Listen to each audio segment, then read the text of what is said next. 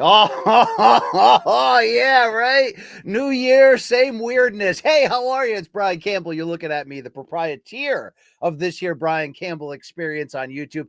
Thank you so much for joining me today, January 2nd, 2025, to kick off your new year. Special start time, special day, of course, but still ready to bring that rambling, right? Darling, in fact, I was born a rambling man. We're going to have a lot of time, okay, for me to talk in circles, for you to get your questions answered, for us to just collectively have a very aggressively platonic relationship here between chattier and chatter.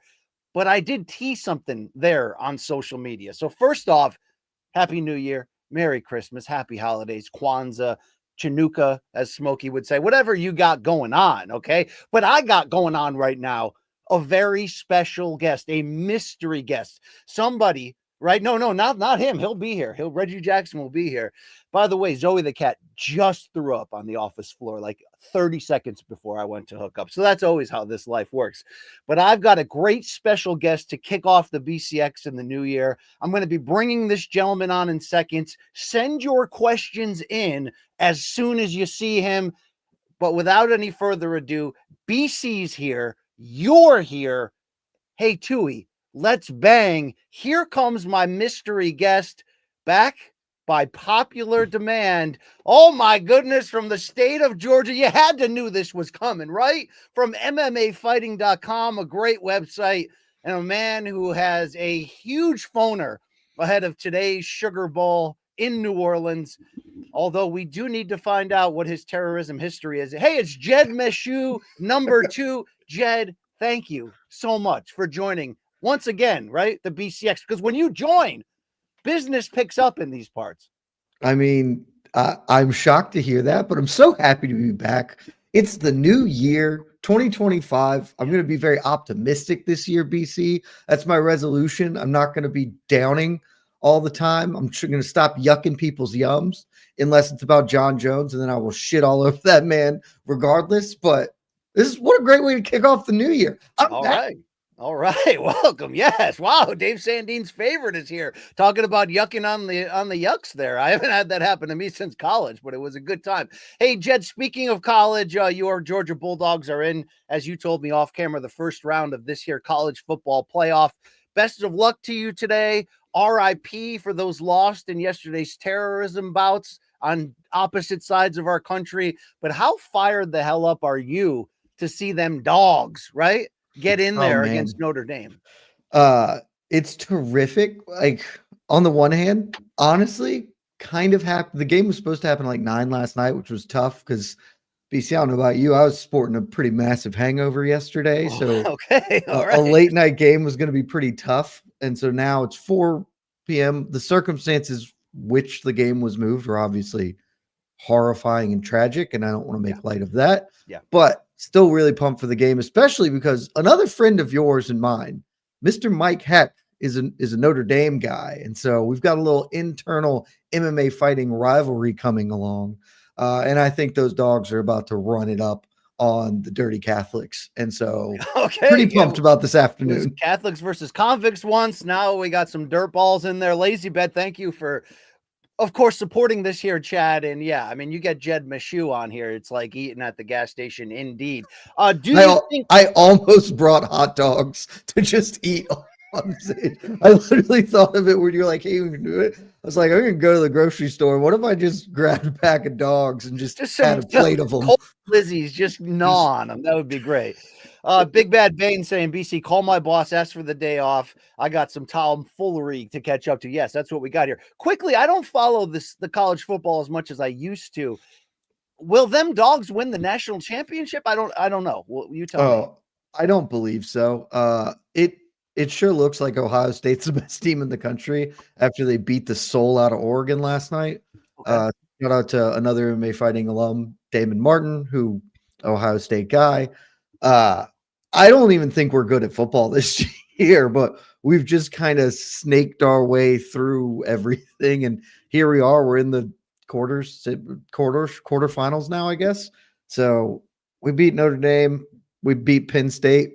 We at least got a shot at it, but This year's all gravy. We made it to the playoffs. That's fine. We don't need to win it. I'm sure I will say something entirely different in the heat of the game, and I'll be throwing things around the room. But right now, when I'm calm, cool, collected, we're probably not going to win it, and I'm okay with that. We won 2 a couple years ago. That's all I need in my life. All right. I mean, I'm hearing a lot of we and R in there. I sometimes forget that you went to the University of Georgia. Did you ever meet Uga, or did he die before you got there, and then the other one died, and then? So we had like 3 die while I was there. I have met Uga. Actually, the family that keeps the line of Uga is from my hometown. So I have in fact met Uga before. Oh wow! All right, so there As you a go. celebrity, Jed, I'm kind of a big deal, BC. Indeed, A big deal, especially in Georgian circles. And I'm not talking about where Roman Dolidze is from. I'm talking about where Luke Thomas is from. Or I mean, I guess originally he's from India. Hey, Jed, what a year we had in combat sports. I mean, I'm sure we all took part in many a online story or podcast. Look back, look ahead. But when you look back at 24 in mixed martial arts, what do you have to say?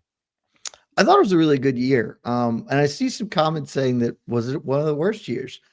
No, I thought that this was a really, really good year of MMA. There are always going to be downsides to everything. And certainly, like, we're doing weekly shows and stuff. And I'm sure you guys honestly felt the same doing MK.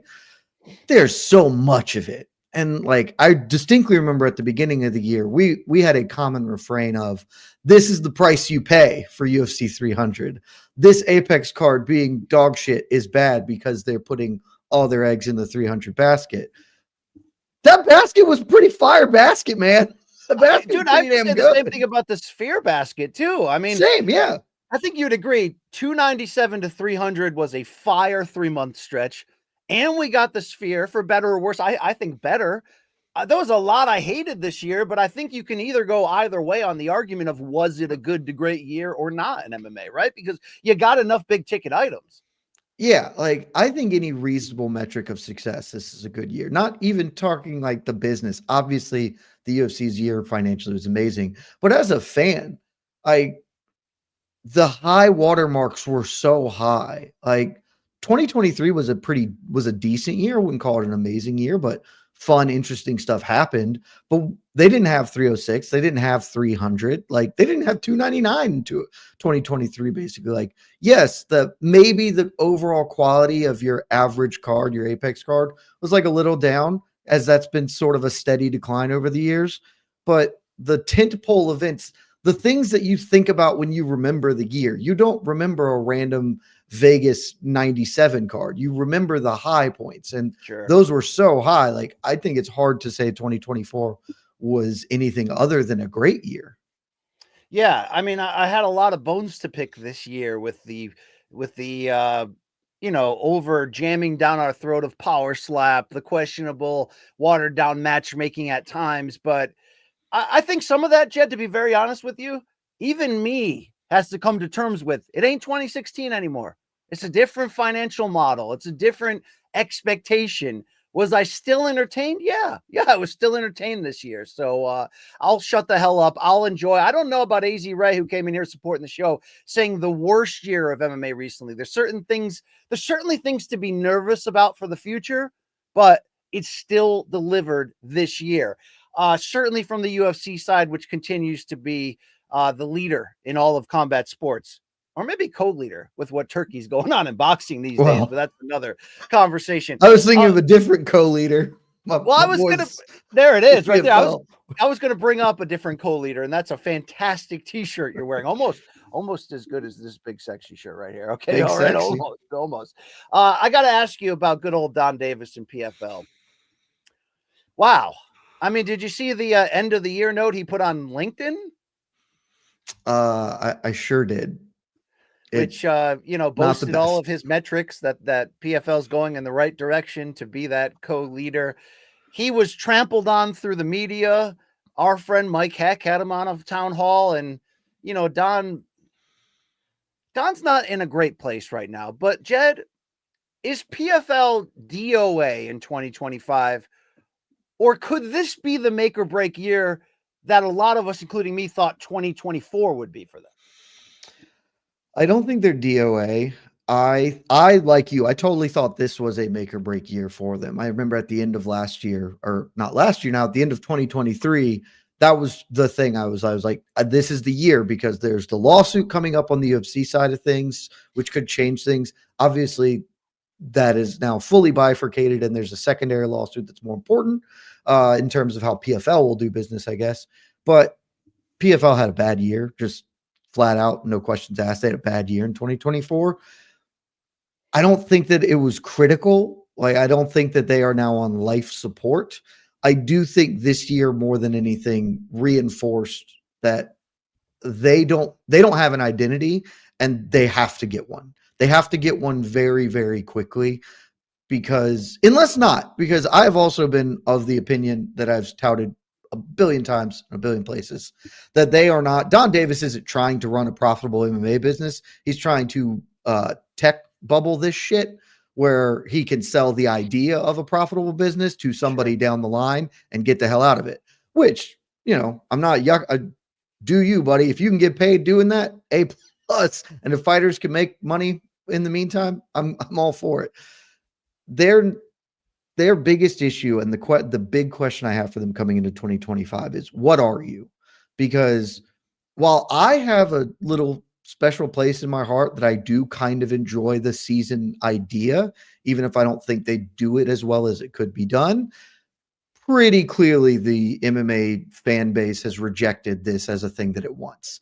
And so the big concern I have is that they are just going to become what Bellator was, which was a promotion filled with good fighters and run well, that is ultimately off-brand Coca-Cola. And nobody's buying off-brand MMA in 2024, 2025. You need an identity. BKFC has an identity, and that is why I think pretty clearly they're the second best non-boxing combat sport. PFL needs to find an identity, however they do it, because who is excited about PFL other than Donn Davis saying he's excited about it? Like, nobody is like, man, I'm really pumped to watch this PFL thing, because they're just giving you a lesser version of a product we get 42 times a year, BC. If there was a shortage of UFC shows, maybe that could sell. There ain't. We get a friggin' UFC every week. So you got to come with a separate identity this year. Or come with your best. Every time, come with your best available fights. They're like, no, let's water down. Let's have a fighter in 8 different sub-leagues that mean nothing. But hey, we got a Champions Cup series at the end. This is the Champions League of MMA. Nobody gives a flying F, Jed, okay? Like, I saw Don put out some tweets in the last week that was like, I hope in 25 we can get, some more optimism in MMA and not be so negative. What the hell are you expecting? You're not advertising to fans. You're not targeting fans. As we talk about, you're targeting new people to give you money to keep these fights on.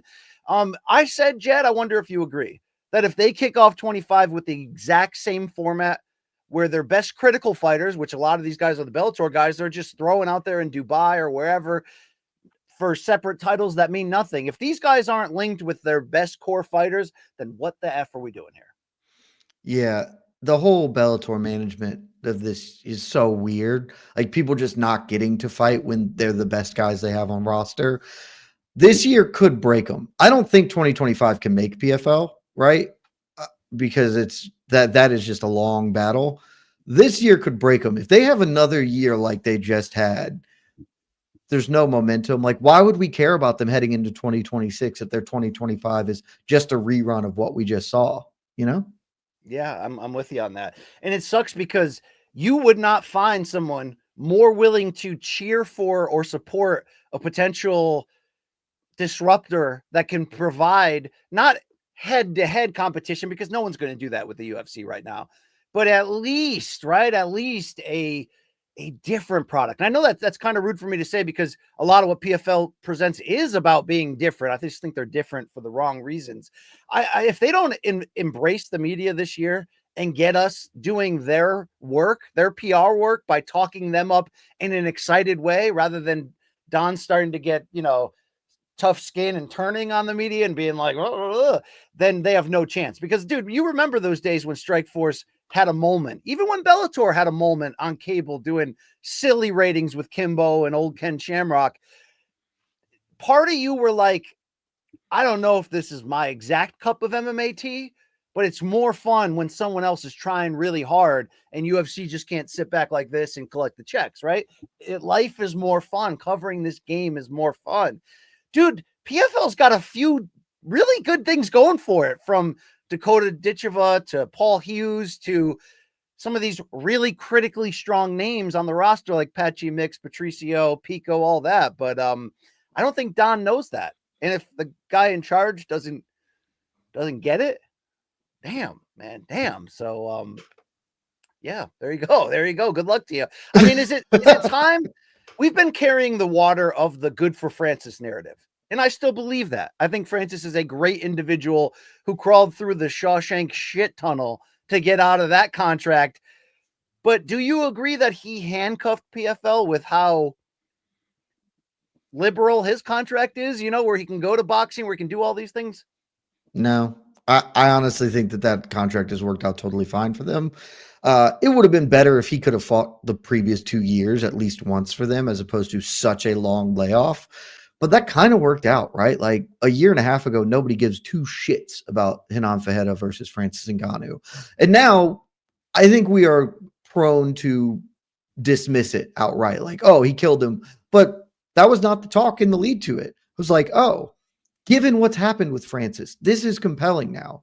The personal tragedy he suffered, the fact that he's coming off a vicious knockout loss, that fight became interesting. Ultimately, it was not. Francis killed him, but that there was a talk, there was a buzz there. We were allowed to miss him, probably more than we should have been, right? It was a little too long, but broad picture, I think that really worked out for them in a way that is okay. And it's not like, that's just one thing, right? Like, you can't build the house out of Francis Ngannou. You can't build the house out of Conor McGregor if you had prime Conor. Like, you need more than just one dude. And they just didn't use the dudes they have this year. It was so frustrating to be like, well, a lot of great fighters are trying to fight for you, and we're just running the lightweight season this weekend or whatever. And so, like, no, that I don't think that Francis is in the top 10 of issues that PFL had this year. And I don't want to bash PFL because, like you said, man, like, I want them to succeed. It would be better if they succeeded. What I want is for, and this is very, very critical, and I'm sorry, because Donn Davis, I know you listen, because if you don't listen to Brian Campbell, what the hell are you doing with your time? Come on, Donn. Put another N on your first name. Please. All right. Add one in for every time you're fucking up. I need you, Donn Davis, to just not be in charge of the day-to-day or even have input there, because you're not a fight fan, and there's nothing wrong with that. I'm not critiquing you for not being a fight fan. That is fine. This is not to everyone's taste, but it is very clear, and BC, your partner Luke Thomas says this all the time, this is a promotion that's run, the higher ups are people who don't care about fights. And so it is run in a way that is less compelling. Dana White now, I would argue, probably doesn't care that much about fights, but at his heart, like at his core, he is a fan of fighting. And certainly when he was put in charge of the UFC and it rose, he loved fighting. And you need somebody like that to be in the room and be at the helm, to just say stuff like, what if we just had more fun? Like, what if we just did more fun shit as opposed to adhere strictly to the season format and stuff? What if we stopped comparing ourselves directly to UFC? That'd be great. Hey, Screw You, by the way, is saying that Jed is the MVP of MMA coverage in 24. So that's a very interesting, hot take right there. To close on the Donn Davis conversation, who do you think should be the voice? Is it someone they already have? Because I got mad respect for Dan Hardy, Randy Cooter, Sean O'Connell, child. I mean, you know what I mean? Like Ian Parker on bets. I mean, Jonathan Coachman, there's people on that broadcast that I think are very talented, but like, what's the key to Dana's success back in the day? Getting us to fight his battle as fans and media for him, with him, teaming up with him. Who is that? I mean, the knee jerk is like Chael Sonnen, but he's like Team UFC at the end of the day. We know this, right? He's definitely Team UFC. I don't know. Like Ray Cephalo is ostensibly the guy in position to do that as president of the organization. I like Ray. I've interviewed Ray a bunch of times. Good dude, is a fight fan. I don't think he has the temperament. He just doesn't feel like that is the role he even wants to be in, to be the super public face that Donn is adopting. They need somebody to do that, and that could be Dan Hardy, right? Like Dan Hardy could just be the public face of PFL, and I think that might work okay. Maybe your mileage varies, but I like Dan. I think Dan is personable and can communicate and get excited about stuff. Maybe it is just finding somebody else, but at the end, I'm even more okay if Donn wants to keep being the public face. I need the ethos of the organization to just be one of fun. Like, just be like, hey man, sure, we're doing our season thing because that's our brand, but like we're also just gonna have some fun. We're gonna unbutton the top button, a little bit more, because the UFC is so structured at this point that when they do something like the Sphere card, that felt so out of whack because it was so dynamic and different and interesting. PFL doesn't have the same requirements. Like, there's no reason they can't just have fun and be like, hey, this event, we're gonna go to Hawaii and we're gonna do like a luau event or some you can do any number of cool, fun, interesting things, and they're just running out the same shit over and over again. That's like watered down fights. Yeah, they're like, let's run an arena with less seats than the Apex, and let's run a tournament which features inevitably nothing but rematches. And then on the off weeks, you can tune into the Max app. But if you don't watch live, you can't find it on demand. But you can watch people fighting for Bellator titles that don't actually exist in pre-existing Bellator rematches against each other, usually in Europe. BC, here's how they solve it, right? And I don't want to put you on the spot. Yeah. Donn, reach out to me in BC. Yes. We can just be consultants. You don't have to hire us full time. We just be fun consultants of good times. It's very easy. Okay. Just pay us in Delta 8s. It's fine. You can pay us in anything, really. Like, do we look like guys with standards? We are not. So just reach out once a quarter, once a month, once every other week. We could just have a 30-minute Zoom. You pitch us ideas. We're like, that doesn't seem fun. Don't do that. Let's have fun. And we'll get you on the right track. Yeah, I'm with you. All right, let's hear from some of the people here. I'm sure they got questions for Jed. He's an interesting person, right? We'll hear from Lazy Bed here. BC and Jedediah. What fighter is most likely to provide us with the funniest, silliest in-cage moments in 25? I don't think we talk about these heroes enough, right? The Derek Lewises, the Nate Landwears, the Vanessa Demopoulos, the Eileen Fiona Perez's, who, yes, they're fighters of varying abilities. Sometimes they'll float in and out of elite status even. But it seems like their main focus in life is to say really ridiculous stuff and get us to all laugh at it. So, who are you looking for? Because obviously I'm saying Fiona.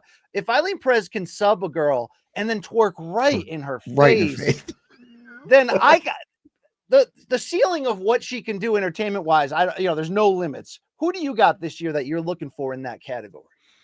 Look, Nate Landwehr is just always a great choice as somebody who's going to have an incredibly fun fight and then say, like a Yogi Berra-ism or something just equally as insane. If I don't lose, I just might win. Yeah, exactly. If he doesn't beat my ass, I might win. It's like do something incredible. Johnny Walker is usually good to just do something insane and odd. And in my mind, there are two obvious front runners for very different reasons. One is the guy I love the most, maybe in the whole sport at this point in time. My guy, Dricus du Plessis, who's the silliest boy. Just like the most fun I have watching a fighter right now is watching DDP be really bad and win. It is, and then just break everybody's brains with like, he was losing almost every minute of the fight to Izzy, and then suddenly he wins out of nowhere. It's like, that's the Dricus du Plessis experience, baby. It's the best. And then the spiritual brethren to DDP. And this is a fight that I must see happen before I die. Yuri Prochazka is just he doesn't try to be funny. He is the most unintentionally funny man in the sport. Let's not forget he accused Poatan of witchcraft and sorcery in terms of Correct. how he beat him. Yes, yes. I feel like we forgot that because it was like the 10th most interesting thing about UFC 300 in the aftermath. But Yuri just coming out and being like, "Hey, Alex is cheating with with demons or whatever." It's like unbelievable bit. You certainly could say some other names. We got one in coming in here from Jan Paul. He wants Johnny Walker. I mean, Johnny Walker does ridiculous. Johnny Walker does donk things in the cage to begin with that usually lead to him losing, but he might just take out his piece at any point, backflipped out of the cage. That's certainly a choice in that area. AZ Ray saying DDP the tank Abbott with the ground game and stamina, the hero we didn't know we needed. I mean, yeah, it's like he is elite DDP. He is pound for pound great. He's also just sloppy and lumbering and aggressive, and I love everything about that experience from him. I love him so much because like he breaks the brains of really smart people in this sport. Like Casey Leiden and I have gone at length on this topic where like he didn't have DDP in his like top 5 fighters of the year. I was like, unequivocally, he won the belt and then beat the second. Like, there's no universe where he didn't have one of the 5 best years. He was number three. Yeah, exactly. He was number 3 on mine, on most people's boards, and he's just like, he can't get. He's like, he's bad. It's like, I get it. He's bad, but he's also the best, and people can't understand it. And I love it so much. Yeah, solid DDP Keith Jardine comparison there from Lazy Bed. Speaking of elite fighters who can also donk it up, Merab-Umar, look, it was a great moment at the Sphere when he beat Sean O'Malley for the title. It wasn't a great moment the last few months when it looked like he was unequivocally ducking Umar Nurmagomedov. Now you see Umar as high as like a minus 330 betting favorite. I mean, is it really trending toward one and done in the Merab story of world champion here? I mean, I think so, but that's why they fight the fights. And 2, like, if you told me that Merab wins this fight in a couple of weeks, it wouldn't shock me. He's very, very good at fighting. I think Umar is a uniquely terrible matchup for him. So that's going to be really, really tough.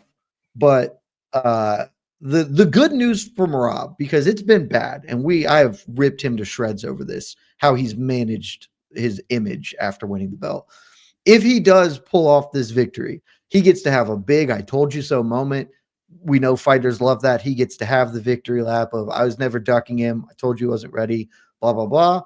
And then it's smooth sailing. Like if he does get past Umar, there ain't nobody who's beaten him for a while at bantamweight. So he gets that going. But I mean, I don't know about UBC. I think Umar's going to get the title in a couple of weeks here. You know what I'm thinking? Like Umar can become champion at some point. Islam's going to give up the lightweight title and either retire or move to welterweight and maybe take that belt. And I know they're already talking about clearing the way at UFC lightweight so that Usman Nurmagomedov, the cousin of Khabib, who's over at PFL, can come in and take that.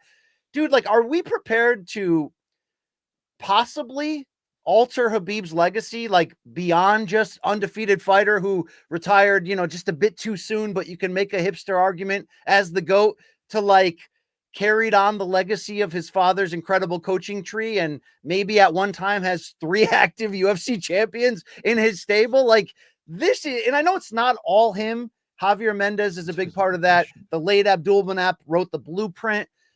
But dude, these guys they're not just like Dagestan caveman wrestlers, hard to keep them off you. I mean, Islam's the best, most well-rounded, brilliant fighter in the world. They don't have holes. Umar might be the best of them. Dude, Khabib is like, he might have, I don't know his politics. I don't know his internet search history. I'm not trying to like say my unborn daughter should marry him, but I love Khabib, the person, the character, the warrior. Dude, like this is a pretty serious takeover of MMA from that family tree. And I don't think it gets enough pub. I think Abdulmanap Nurmagomedov is deeply underrated in his importance to this sport. Yeah, that's a really good question about how much we accredit this to Khabib as the coach afterwards. I think, because I had never considered that until you just said it, BC. I think I am less likely to ascribe Khabib a ton of credit there. as these are not his grown fighters. This is him just carrying on the dudes his dad built to this spot. But I say basically every time Islam or Umar or Usman fight, it's like when Abdulmanap died, we lost something real special because he made probably the two greatest lightweights ever back to back, right? Like Islam's not there yet officially. Like I don't think you would rank him at number 2 based on his accomplishments, but like very possibly the second greatest lightweight of all time behind Khabib. Usman, I think, may end up being better than both of them, though his path will be a little different. Umar, I think, is probably the most talented of them. Like he collected just a bunch of kids in the mountains of Dagestan, was like, I'm going to make you guys the best fighters in the world. And if what you're saying is right, BC, and like by the end of the year, by the start somewhere in 2026, we've got 3 camps out, or 3 champs out of the same camp. Like that would, the fact that Khabib and Javier Mendez haven't fucked this up, because you could have screwed this up and they haven't so far. Ton of credit to them for this.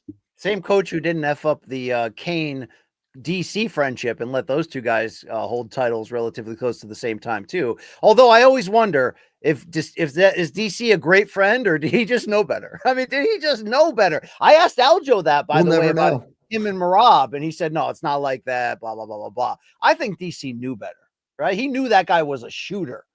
I think that would have been a tough fight for DC, and I like DC a lot, but that would have been tough. But yeah, man, Javier Mendez coached Frank Shamrock. He's been doing this for 30 fucking years. Like Luke Rockhold, I can keep going there. Yeah, Javier Mendez knows when to just be like, "Oh, you guys got it. I don't need to mess with perfection here. Let's just keep the train moving down the line here." Hell of a coach. Great stuff indeed. He may not be as fun as Ray Longo, but who is, right? I mean, is he the most beloved man in this game today, or what? Jed, I do have through his chest. Yeah.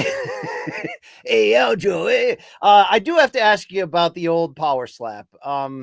We're a year later from Dana kicking off power slap on New Year's Eve, and then it going to TBS and getting pulled. And was that a year ago or 2 years ago? Things move so quickly. And then it went to Rumble. And every time Dana's interviewed by a celebrity, he gives all that nonsense about it being every sport's social numbers times 4 combined. We're still bigger, even though we don't have a TV deal. Is it going to die quietly now that Dana's really making a move into boxing? Or can you see Dana sitting on a lot of millions from that 2016 sale and the extreme salary he makes from Endeavor? Maybe just saying, F you guys, I'm going to stubbornly take this the distance, even if I'm airing it, is there anything lower than Rumble where you could air it? Not that I know of. I don't think it's going to die. I think Dana's, because it doesn't cost them anything. Like they're not paying these people any amount of money. The production is just all leftover UFC production stuff. Like the overhead is so low, and I'm sure that I am more likely to believe that Power Slap is profitable, or not all of the metrics they put out, because they do some Donn Davis infographics about hell yeah. thing. Yeah. So, but I'm more likely to believe that they are a profitable business than PFL made $100 million in revenue last year or whatever. And so because the overhead is so low, and it is not to my taste. I don't care for Power Slap. I don't see the interest in it, honestly. But I was never one of those people who like had a moral refutation of it. Like consenting adults are doing a thing. That's fine with me if they want to do it. They should get paid better, blah, blah, blah, whatever. Not to my taste. If you like it, I'm not trying to yuck your yum. Enjoy watching people get slapped. Cool. But would you say that, well, last year, the narrative from us as dissenters, obvious dissenters to this, joining, by the way, a large amount of active UFC fighters, was more about the head trauma, the just gross, absurd nature of this. A year later, would you argue that the narrative is like, hey, but my colleague Brent Brookhouse at CBS Sports makes a great point. He's like, I watched a full broadcast from start to finish just to make sure I was educated in hating this. I gave it a chance. And what I found was the biggest problem is it's just boring as shit. You know what I mean? It's just repetitively the same exact basic damn thing. that's got to be a bigger issue than anything else in terms of its long-term success. It looks good on TikTok, but who's watching it? Who's buying tickets to it? Nobody, right?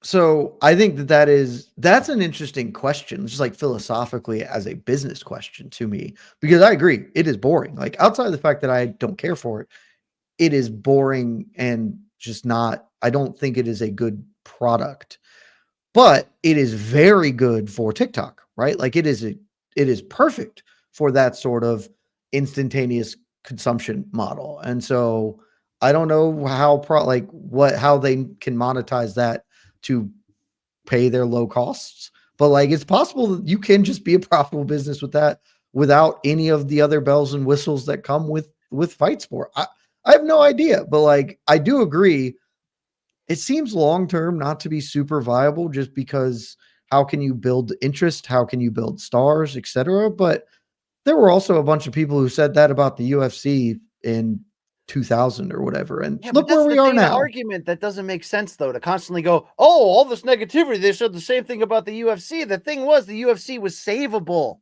right? It's super exciting when you put rules and goalposts in and make it healthy, and then they fight. It's great.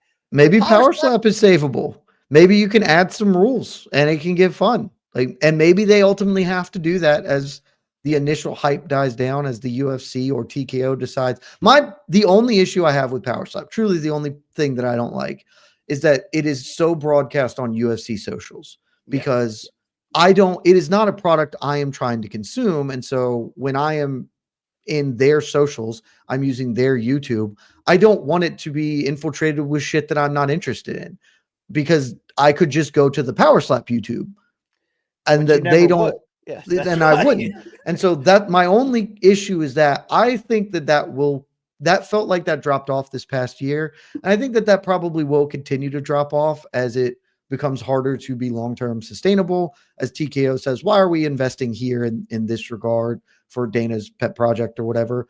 Stand on your own 2 feet and do it. And maybe when that comes, then Power Slap has to change. They have to do something different. They have to allow defense of some fashion as opposed to just getting slapped. So I don't know. There are parts that would be interesting to me holistically. None of the product is interesting. All right. Thank you for carrying the broadcast there as I hit the wrong button and exited out of it, but I'm back in. I was wondering what happened right there. Oh, you're a busy man, Jed, so I only got to hit you with a couple more. But an interesting question here from Lazy Bed, speaking about Dana, and a question that I definitely have about the future. Here we go. Lazy Bed says, last night, Big John McCarthy made a bold claim that he believes Dana will step back drastically from the UFC in terms of his role in 25. Any thoughts on this? Jed, I think you'd have to say, look, if they're going to go all in on boxing, which if they're going to partner with Turkey, it can only be all in my opinion. And with the fact that, I don't know if you subscribe to the MMA Draw, but like, that those guys, the former Bloody Elbow staff, are really painting interesting parallels or making good points and saying, look, like the writing's already on the wall. Dana's power within UFC is getting less and less with the rise of Hunter Campbell, with TKO forming their vision of what it should be. What do you think about this? Like, could Dana basically say, hey, I'll show up for the big pay-per-views. I'll be a part of the larger decision-making, but let me go throw my interest into boxing and slap. And you guys call me if you need me. So we did a predictions article on MMA fighting that dropped yesterday for 2025. We predicted fighter of the year and some other stuff. And we're asked for one bold prediction. This was my bold prediction. It won't shock me if I'm wrong, right? Like Dana is a dude who wants to do what he wants to do. There are so many other things he can do. And the argument I made, and the reason I kind of think that this could be true, is outside, yes, there is the boxing component. There is if he does finally do Zuffa Boxing or whatever with Turkey, that's a huge time suck. That's a huge draw on his attention. He is clearly committed to building Power Slap, and that can be, if he really wants to put weight behind that, that can take more time. Legitimately, there is a political question because his very good friend is set to resume office in a couple of days here. And I know that Dana, I don't remember how recently, but has at various points said he's not really interested in doing that. I'm way less sure that if Donald Trump comes to him and is like, hey, I want you to do Doge with Elon Musk to clean things up. Dana wouldn't have some interest in that, to fill in that role, do that job. All of these disparate parts can appeal to him. The thing that I feel more reason to believe this is possible is, what the hell else does he have to do? There is nothing else for him to conquer in the sport. He and his two rich buddies took this promotion from $1 million to $1 billion a year in sports entity that is one of the biggest sports properties on earth. And 2024, we talked, great year. Some people thought it wasn't good, obviously. Unequivocally, you had two tentpole, outrageously successful events in the Sphere Show and UFC 300. Coming off that year, and then the first few months of this year, you will renegotiate your broadcast rights deal. It will sell for billions of dollars. When that's done, after you get that job completed, what else is in front of you? The next marker is the next broadcast deal in like 7 years. There's nothing else to accomplish for him. There's not a reason for him to stay after that other than he just loves the job. And do we really think he loves that? I think he loves parts of it, but he can get those parts and do something else. He can get a new challenge. Sometimes you just need a new challenge in life because he has conquered the world here. And I think that by the middle of the year, there's a very real possibility that Dana says, hey, man, Hunter and Sean Shelby and Mick Maynard, like, they have been groomed for the past few years to take this over. TKO wants to have a little more hand in stuff. I'm good. Like, I'll step back. I'll still be involved, but I'm going to focus on Zuffa Boxing. I'm going to let the new generation take over because I'm giving them the world. Like, the only place he can go is down if he stays. Like, the UFC is at max power right now. This would be a perfect time to walk away. And so I kind of think he might. Well, it's going to, it's only going to get diminished returns in this business model, which TKO seems to want to, extract as much money as possible as you continue to water it down. So I agree with everything you said. I just wonder if the whispers I read on the MMA Draw, regarding how much Dana may or may not have been at war with the TKO executives over the price of the Sphere, the weird feud he's having with the MGM leaders. Like, I wonder if it's coming to a direction where, I argue against Luke Thomas, who's very absolute when he says no chance, but I always argue, look, I don't necessarily know. Like, let's say John Jones beats Aspinall. Let's say they do that and John wins. I don't think it's impossible to do a Francis John PFL UFC fight. Not in 2025 with them both on ESPN, with TKO looking to do the biggest things they can possibly do at all times. Now, maybe that's not the exact hill to die on, but I'm just saying, I think the future shows more interest in maybe saying, oh, some trillionaire wants to do Jake Paul versus Conor McGregor in a boxing match in India. Where does TKO sign up? Like, Dana would be like, get the hell away from me. But it is a new dawn, Jed. So I wonder if that plays a role in this inevitable separation of him slowly stepping away. It seems like they got the people behind the scenes to handle what he does, but do they have the front face person? That's the question, right? It is. And Dana is a terrific front. Like, he is a terrific face of the UFC. He used to be a lot better, if we're just being honest. But even now, he has so much gravitas because he's so entrenched that even if he's giving bad answers at pressers, it's still, people care. People are interested. That is the only thing that TKO would lose by quietly asking him to focus his his focus elsewhere. I think that can be replicated at some point. It might take a while, but they don't have any shortage of people who are good in front of a microphone, who care about this sport, love the promotion. Daniel Cormier can come in and do that tomorrow. Great. We'd love him. We'd cheer for the brand, right? Like, like Daniel Cormier would be terrific. John Anik would frankly be terrific in assuming that role. I'm less confident like Sean Shelby McMaynard would be great in that role, but they don't have to. Like, they don't need to be the face. They can be the people who make the promotion work. They can handle the business end of things. And it doesn't even have to be one Dana. You could just start doing multiple dudes that come in there to do it. You could have DC do it one week and John Anik do it the next. And I'm trying to think of who else. Like, Chael the Chael's a little bit different of an entity in that respect, but like wouldn't be bad at it. There are plenty of human beings who could step in and be the let's go kind of guy for them. Rogan. What about Joseph Rogan? Wow. Rogan doesn't even travel to all the pay-per-views anymore. Yeah, that's true. And he's like 5'2.5", so who cares? All right, two very quick ones for you because you're a busy man here, Jed. But they did have a good question from AZ Ray's video. And I know that you are a man of culture outside the cage. Best movie that you saw in 24, Jed? I have two answers for this because they're very different films. I think the best movie, if you're talking like critical acclaim, clearly a very good film that like broadly appeals to people. Maybe not even broadly, but like you get what I'm saying. Like the Oscar thing is probably Nora. That movie is exceptional. Although Dune 2 was very, very good and kind of fits the middle. Honora is exceptional. If you haven't seen it, I would encourage you to do it. It's going to get nominated for 1 billion awards. Legitimately the most fun I had at the theaters this year, because I saw, I think, like 42 movies this year. 42, dude. I see a lot of movies. I legitimately, the best thing I saw, or the most fun I had, was The Beekeeper. A Jason Statham haven't seen movie. That yet. Good old Jason. I'm pretty sure it's on Amazon. Yeah. And I had no expectations. All I saw was the title Beekeeper, and it was a Jason Statham movie. I was like, I'll go, get a bucket of popcorn and just see what happens.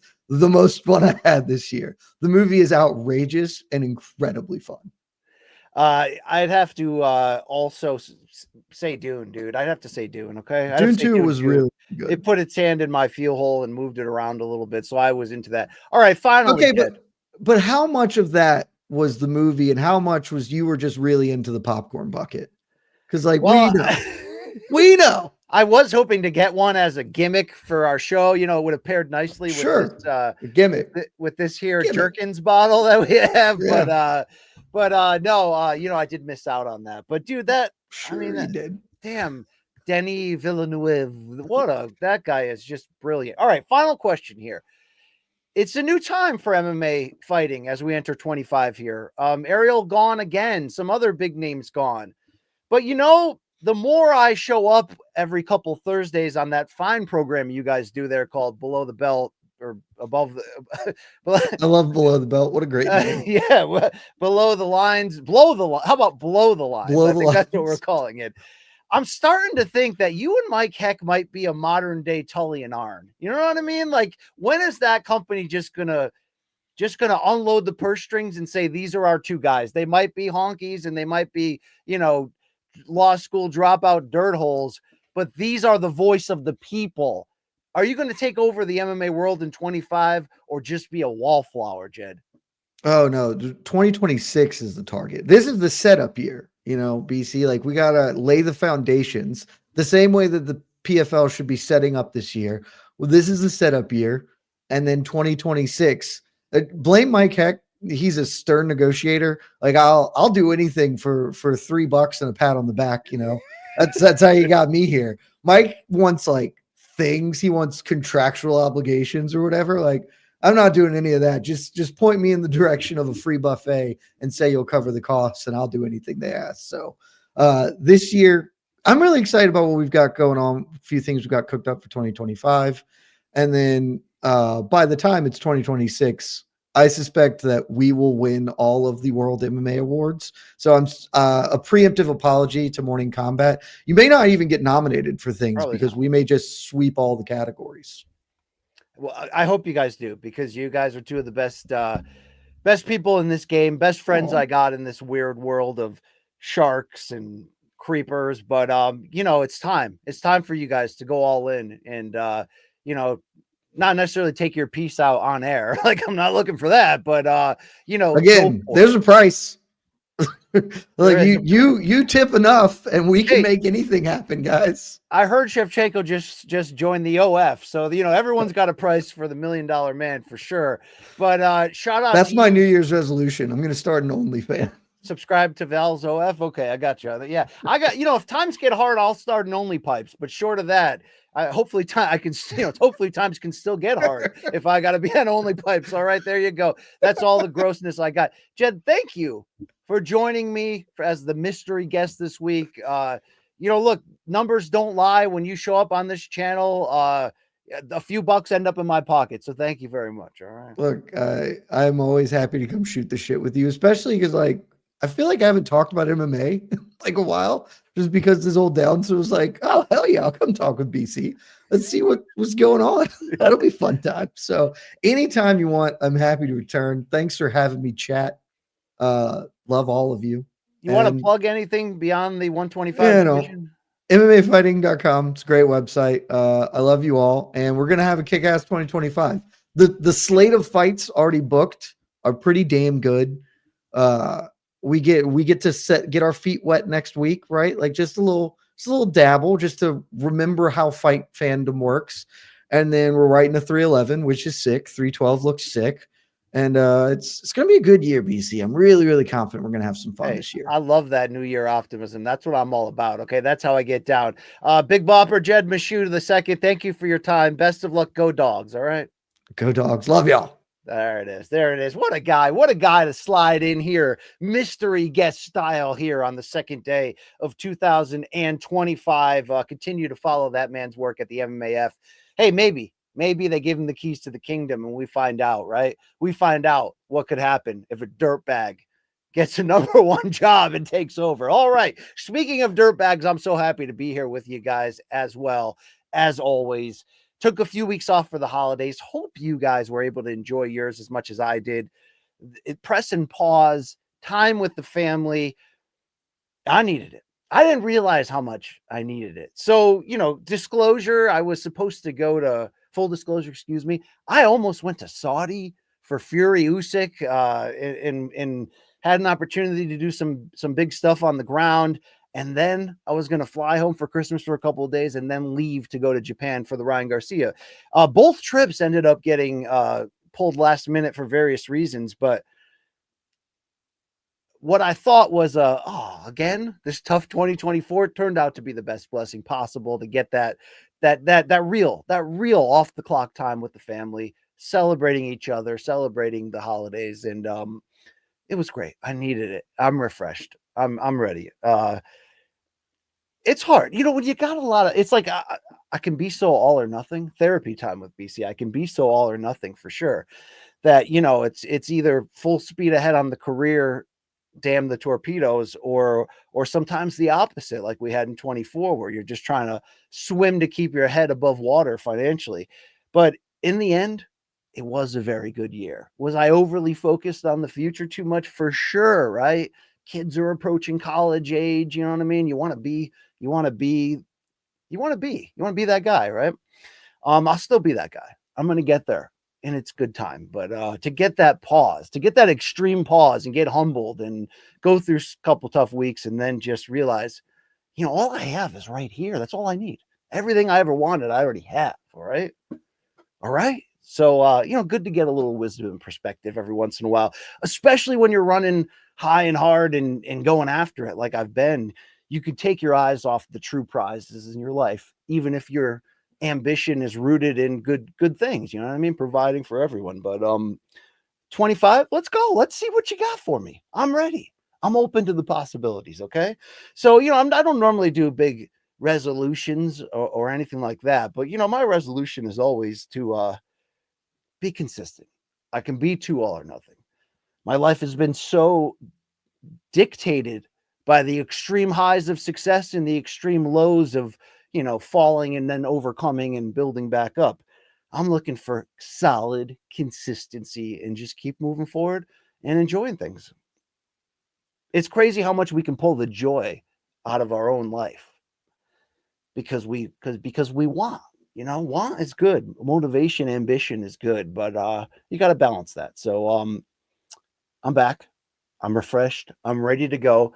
Hopefully we can see what happens in this new year for the BCX, see how we can evolve. There were so many things that were supposed to have already come to fruition, but can only do so much. Mikey and I have been juggling different things, different ideas, different things we're working on. We'll get there. We'll get it out. We'll get it going. So thank you. Thank you for the support as always, folks. And the other resolutions, I definitely, certainly want to be more optimistic for MMA in this year. It can get hard when you get caught in that critical voice or way of thinking. And I think the UFC had reasons for us to be critical. But as I told Jed, it ain't 2016 anymore. You know what I'm saying? Like Prime Connor ain't walking through that door. They're not performing to get some buyout like they were and giving the best thing ever forward in terms of the consistency of the fights. It's a different time, a different era. But I vow to embrace the suck a little more, embrace the on paper Apex cards and see what they give us at the end of the day. So we'll do that. We'll do that. That's what I'm going to do this year. All right. You got that from me. Okay. All right. Now let's get into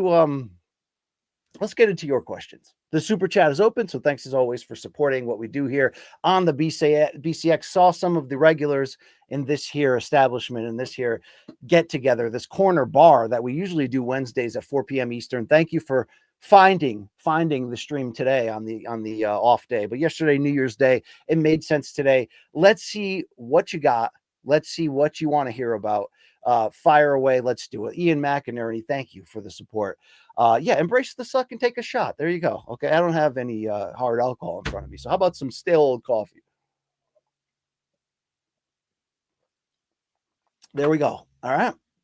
There we go. Let's go. Let's have a big year. Okay. Let's swing big. All right. No regrets. But let's stay calm and cool. Let's stay balanced. Here we go. Thank you for the support there, Ian. Definitely.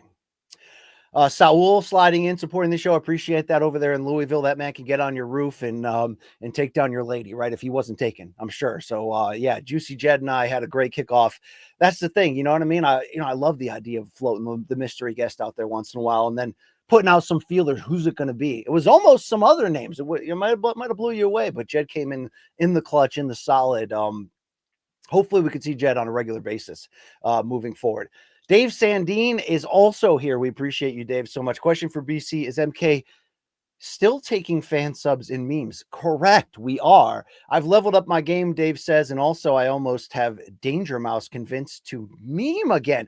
This would be a development, Dave, that I'd be all for, because, I have that guilt in my heart that we somehow drove good old Danger Mouse away from the show. Maybe it was him not winning Donk of the Year. I don't know. I mean, I don't know what happened to Damien the Donk. Right? You know what I mean? We lost Web Scream too, although he's only one DM away. But we can make you a fan of us and then make you hate us apparently just as quickly. But Danger Mouse's talents were always respected here.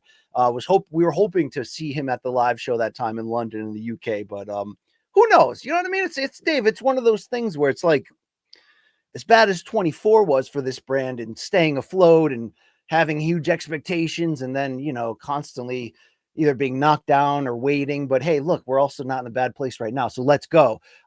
Even I have to remember, there's no limits. Okay. There's no limits to what the show still can be. All right.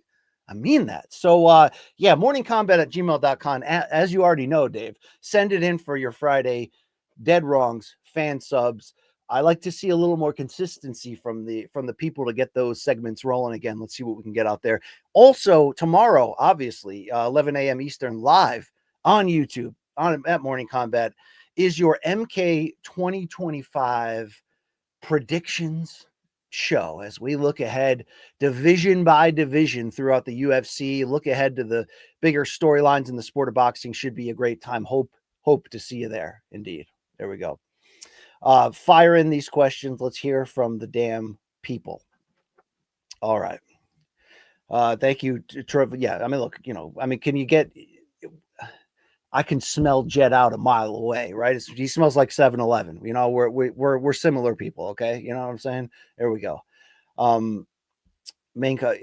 So Long Island Luke supporting the show. I appreciate that. You have the Hamilton MK poster in your office. It's epic. Yeah, I do wonder, Long Island Luke, because yesterday, since it was January 1st, I wanted to finally do something good for the new year.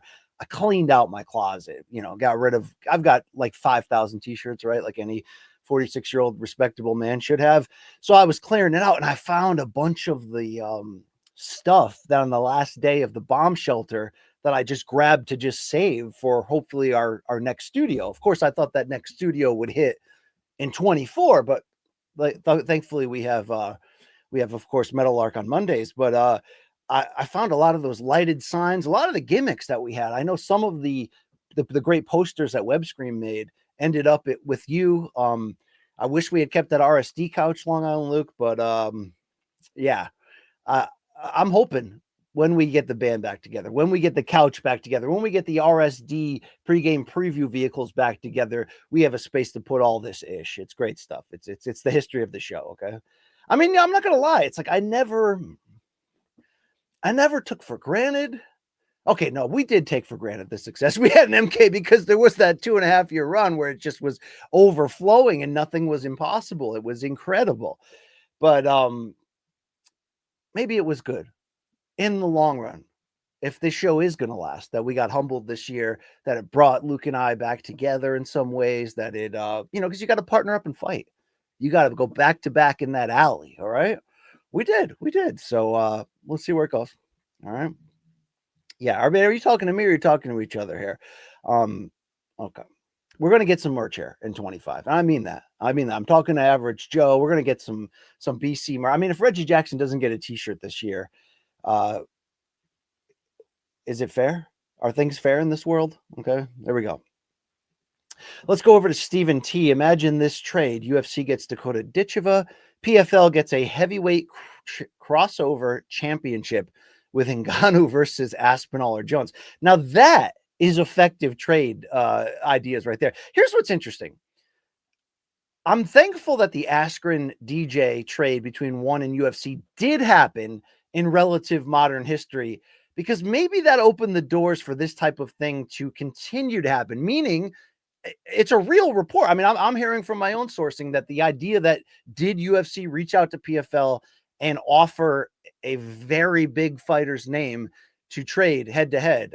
Yeah, my sources are telling me that really did happen. And PFL, said no and decided to, keep, and obviously the pressure was on PFL, like it was when they had Kayla, to give Dakota the type of fights or opportunities that would warrant her staying there and building her star to be worth it. But I hope that the Askren Demetrius Johnson trade opened up the idea that this is like, why shouldn't it be a part of it? If we can't get the best fighters in each MMA promotion to fight each other for the most part, which we can't under this business model.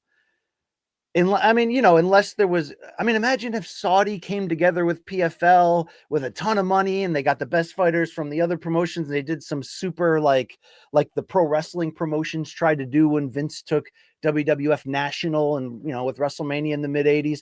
Inevitably, it'll never work out. So it's probably a dead topic. But if they can't fight each other, at least there should be the opportunity, the open road to pick up that phone to make these type of trades. Now you're getting to a very creative level here, Stephen T, where it's like, yeah, what if we offer you our biggest star so that you, UFC, can humble yourself and actually agree to a co-promotion? Well, here's what I'm saying. Like, let's be fair. If Jones Aspinall happens, and if it's as big of a deal as it seems TKO wants to try to make it, rightfully so, and as much as we only think of this under the terms of, well, Jones would have to win to make the star power worth it. And that's probably true. But let's imagine if Aspinall knocked him out cold or did something destructive and provided no debate. Would a trade like this be worth it to PFL to get a seat at the table for something this big? It's interesting. It's not likely. But I hope that this becomes a thing more often where you can do this. Because obviously, in particular, those guys, I'm not saying UFC would call up PFL and be like, hey, you're not using those Bellator guys. Let's do a deal. They would just wait for those contracts to fall apart and then lowball the Bellator guys. That's how they're going to do it. But imagine if it was as easy as like, hey, UFC, we don't really have anything good for these guys at the moment. You want them? I'd like to see that type of movement and that possibility. Indeed, definitely. So thank you, Stephen. All right. J Ray B02. Jay, thank you for supporting this here chat. I appreciate that. If you're ever in the Dayton area, I would love to make you and LT some pizza. Wow. Can we get what are our toppings? Sausage and roofies? I mean, where are you going with this here, Jay Ray? No, I appreciate that. Jay says, I'm a GM at a regional chain called Donato's. I think I've heard of that. And our menu perfectly balances the quality palette of LT and the gas station urinal that yours is. Wow. It's got urinal caking me. Wasn't it great though at the elite gentlemen's club when they used to pour the ice in the urinal? I mean, is it just me? Am I a low class guy? Yeah, probably. You know, I've got friends, in fact, in low places. But Jay, if we're ever in Dayton, I mean, I didn't think I'd be in Cleveland that time for Jake Paul versus Tyron Woodley. But if we're ever in Dayton, maybe this is why I miss currently not having a consistent secondary boxing broadcasting gig. Meaning when I say secondary, I mean like the coolest thing about being on Showbox in its last 2 years of existence was that they don't go to Vegas and in LA and New York, that they go to Sloan, Iowa and Deadwood, South Dakota. Now Dayton's a little bit more populated than, you know, Miami of Ohio, Oklahoma, or whatever the hell that town is where they fall right in the street that time, which is pretty cool. But if we go to Dayton, J Ray, we're going to eat your pizza. Okay. But that's the only thing you're going to eat on us. I'll tell you that much. All right. Thank you. Thank you so much. Yeah. I mean, you got to keep a healthy distance, right? You got to do it, right? Yeah, I mean, you know, peeing through ice cubes, it's a luxury to a grown man, right? You know what I mean? It's just you don't have to be a man of taste, you know. It's great. So thank you, Dave. Never realized BC looks so much like Zelensky. Interesting comparison there to that fine Ukrainian man. I am, you know, I am half Lithuanian, so it's not too far down the road there. Thank you very much.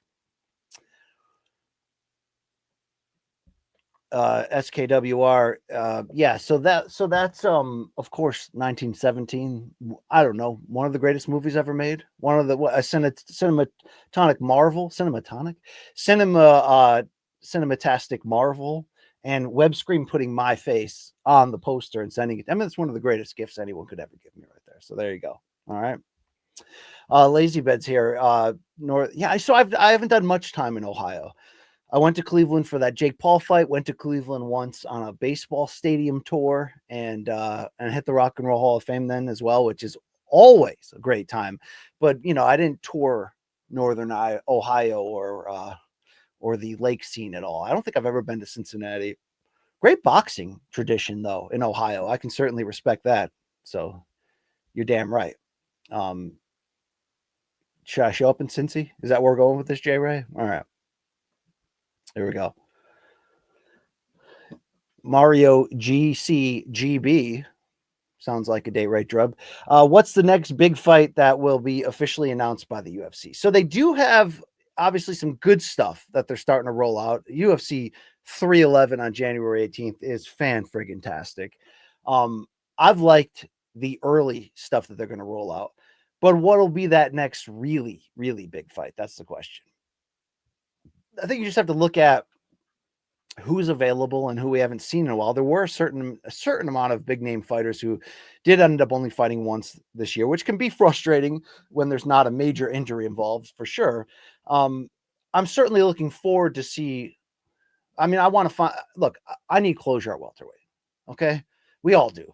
They got to get Bilal versus Shavkat on paper as soon as possible. We got to get through this part of this era of this. And maybe it's Bilal getting the win, by the way, which would be incredible at this age. And also, Ian Gary might have shown us that Shavkat's human, or maybe Shavkat was more hurt than we thought. Whatever. We got answers. We got questions. They got to answer that in the cage. But selfishly, I'd like to get that fight out of the way as soon as possible, because I'm really talking. I don't even know if this is going to happen, but I'm really talking myself into the idea that if Islam gets past Saryukin the second time at UFC 311 on January 18th, it's like, who else is he going to fight at lightweight? He would have 5 victories at that point over people in the top 10. If he gets that win, he'll be 1 win away from tying Anderson Silva for the longest win streak at 16 in UFC history. He's been through the old guard and the prime younger who were ready at that moment. Got the 2 fights against Volkanovski. I know that it took him a while to finally get that title shot. So we've got 3 defenses here. It's not like he's been ruling over the division for 5 years. But at 33, with a limited window left in terms of when, how much more will prime Islam be walking through that door, or let's question how much he'll be walking through the door in general.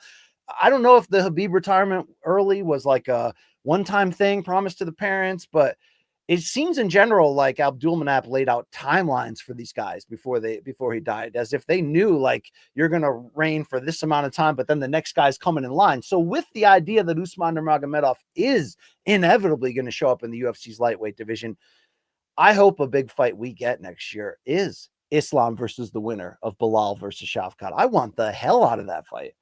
And Islam is the number 1 fighter in the game. If someone's going to deserve an instant title shot on day 1, it's that guy. It's that guy right there. So if he wants to, if and when, let's get that going. But here's what I hope for UFC this year in relation to your question, Mario. Even if one of my resolutions is to not complain so much about these watered down Apex Fight Night cards and just the whole Dana White Contender Series microwave-ized Walmartification, if that's even remotely a word, of the product, at least deliver big time at the quote unquote majors, or the cards that we come to expect it. That has really been the heartbreaker for me as both fan and journalist from the standpoint of like, hey, UFC, put your best shit out there, because my career rides higher when your shit is must see. I mean, there's no doubt that that's part of this equation. It should be, that's how I'm feeding my family, but I'm also a super fan at the same time. So I want it. Like International Fight Week. And I know we were supposed to have Conor this past year, but it was a weak card underneath that. And they paid the price for Conor pulling out. Although again, Poatan saved the day to some degree. Give it to us on IFW, give it to us at MSG. Okay. Abu Dhabi's got to get theirs whenever they want. Okay. That's fine. The cards are fantastic. That's great. Saudi can get theirs too. Don't forget us in Vegas in July and MSG in November. No more of the trend that we've been on with that. Water down every fight night card, but give us what we deserve on those big nights. Maybe that model isn't what it is anymore. You know what I'm saying? I don't know. Maybe I just need to shut up and be happy. Hey, Uno Lax, thank you, brother, for supporting this here program, this broadcast. BC, you're the man, and I'm stoked you're doing these chats. Have you interacted much with Jack Slack? I do follow Jack Slack on socials. I've seen his work. That's what led me to follow him for sure. And I respect him a lot and his voice in this game. But no, I've never exchanged pleasantries or DMs or anything like that. But shout out to Jack Slack. I got nothing but love, one of the smart ones in this game for sure. And I respect the way he's carved out his own lane in this business. So definitely. Alan W is here, guys. I mean, look, thank you to all these great donks. And we gave it to everybody. Donk of the Year 2024. Thank you for keeping us afloat, people. But thank Alan W, okay? Thank Alan W for always having the BC's back right here. BC, your Creed obsession is out of control. Please stop. I might be trolling a little bit on IG with all the hilarious Creed memes, but Alan, I do have to say that while this Creed BC obsession in 2024 started hugely as tongue-in-cheek, I do stand by that My Own Prison, their debut record, still bangs. I do stand by the fact that although they got commercial and then lame really quick and became a punchline, the hits that they put out on the way out, they can still move a grown man. And, I was thinking about, like, you have to understand where rock and roll was at this point in the late 90s, like as dead as it's been since like the early 80s in terms of like heart, in terms of like stuff with backbone that you respect. No, it's not that it's not that Tool wasn't around, but it's not that Radiohead, it's not that there wasn't great things going on. But once we got out of grunge and once we went full speed ahead into the TRL zone and the rock crossovers of Limp Bizkit and Kid Rock, and then even when we're getting back into like what's palatable mainstream rock, but it still sucks, like a Nickelback, or I mean, I kind of like Puddle of Mud, but that whole rock sound sucks. That whole era sucks. I mean, it really does. Yet there's something about the honesty and there's a romantification of the white trash lifestyle in the Creed lyrics. I mean, the first album's very deep, introspective, and dark with a light silver lining, but usually pretty dark. And at that time, at that age, I mean, I thought they nailed it on that HBO documentary about Woodstock '99. Maybe they went too far in sort of trying to pin all of the grossness that happened there. Not, they pinned it on corporate greed for sure, but they also pinned it on unchecked, drunk white guys just groping chicks, and it was disgusting. And that era was disgusting in hindsight. But the way they framed that, and I was a suburban white dirt hole, becoming an adult in that era. We had no fight. We didn't have a war to fight. We didn't have much motivation or ambition. We were just sort of existing. So Creed was the soundtrack of that in some ways, LW. Okay. But I have enjoyed going back and re-sparking what it used to feel like to be a dirt hole listening to Creed. It's not my fault that there's redeemable hooks in there, that there's a legitimate guitarist, right? It's not my fault. I mean, Stapp, can he bring it? He can bring it at times, right? Then it got really lame. So there you go. All right.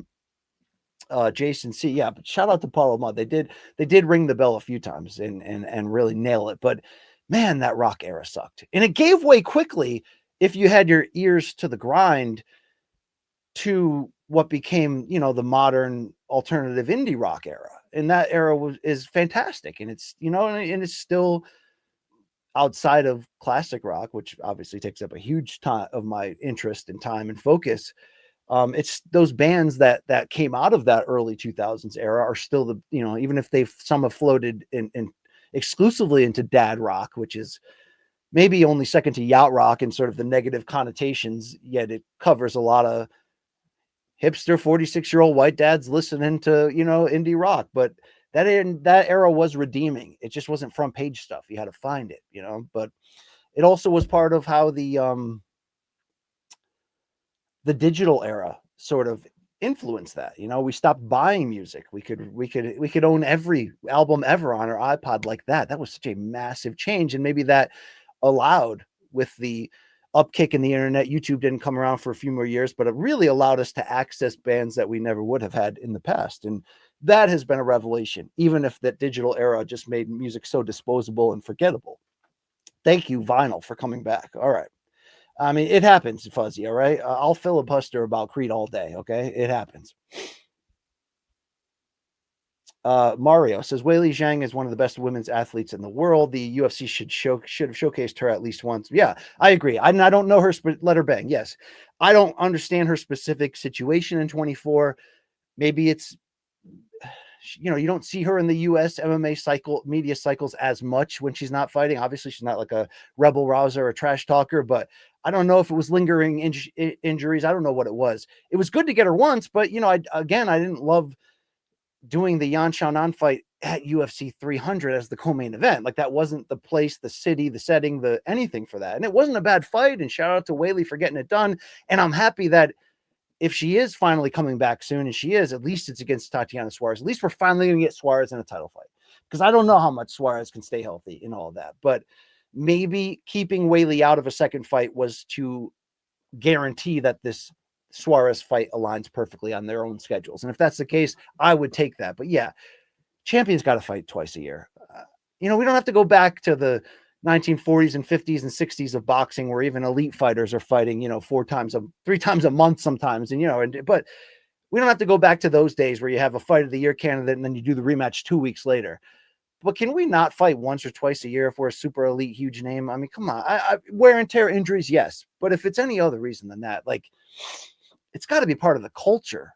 You become champion, you got to defend that thing. Okay? There you go. All right. I don't think you're going to get that, Nosita. I don't think you're going to get Weili saying that. Although she does have you got to give her credit. She does lean into the English language and attempts at being humorous. They don't always land, but I do give, I do shout out her, yeah, there you go. All right.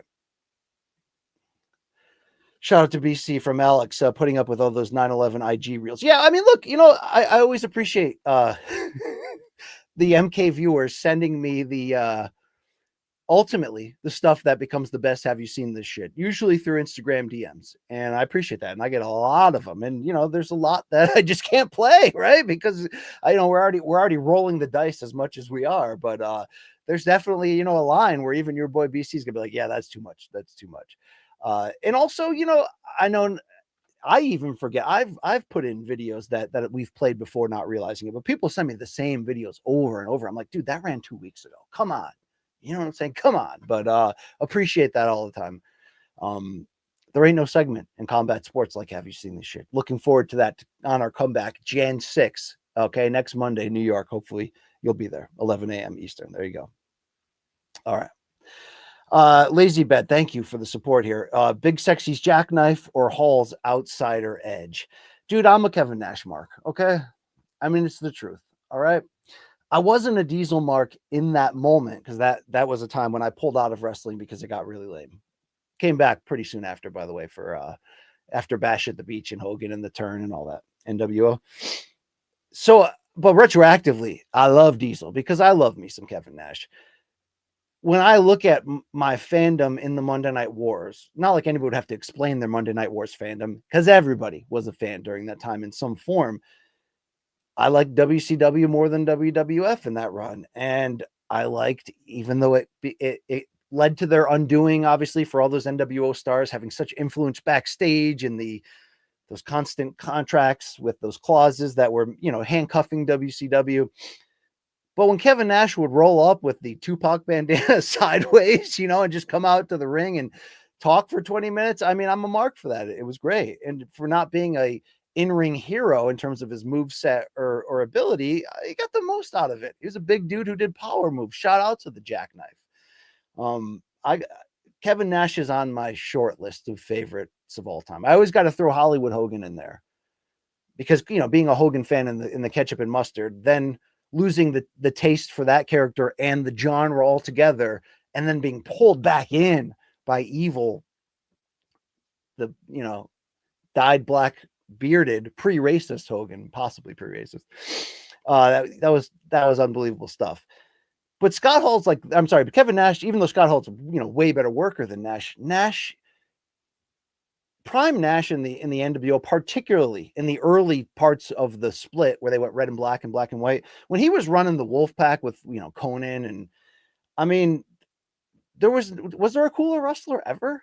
And I know, like, there's a lot of people that are just going to be polarized not to like Nash or to say he was all mic work and nothing else, and that's not fair or true. But some of it you understand if you're looking at things historically and trying to compare greatness. But cool factor matters in pro wrestling, whether you're a child, a teenager, or a washed dad getting back into it. So, yeah, I mean, you know, there was times he was good with the creative. Should he have had the book during the most important parts there? I don't know, probably not. But, and you know, not everything he did in TNA was awful either. So, all right, there you go. Dude, the Wolfpack theme has always banged. All right. I mean, I'll never forget. During that run, remember, I was a bigger Nitro fan than Raw, no question about it. And I went to a lot of live Nitro shows in that run in the Northeast. I remember being fifth row in Boston. Like, holy crap. And when that Wolfpack thing hit, dude, you're you know, like when Conan's about to deliver that body crap, like it's gonna be the best time of your life. I mean, come on. There you go. There you go. Not a bad idea. Not a bad idea. The Brood theme, it hits too. I mean, early Brood. I mean, Gangrel was such a gross dude. He was perfect in that. Who knew? Who knew he had two Hall of Famers behind him? But he was awesome in that role. And you know, I've been to some incredible Raw live shows during that run as well. New Haven Coliseum, a particular one. I'll never forget that night. The gimmick was that Kane was pissed off at Vince, so every single match Kane came out and ruined the finish of, and then just power bombed everybody. It was a fun, weird night there. But that was the day where every single person in the crowd had to sign. I remember I had tickets one time to Nitro in Hartford, where I was like up in the boondock seats. Yet I brought 5 signs with me at age 17 or 18. They're not, I think my writing was like that big, and too, just thinking, it was like it's going to be seen by people. I mean, come on. They had us during that era. That was to be late teen, to come from a more wholesome wrestling era and then get this salacious rated R in. I mean, of course it killed. It was crack cocaine to kids, All right. JN, thank you. Thank you for sliding in here today. You're by far the most down-to-earth member of MMA media. Oh, I appreciate that. Thank you.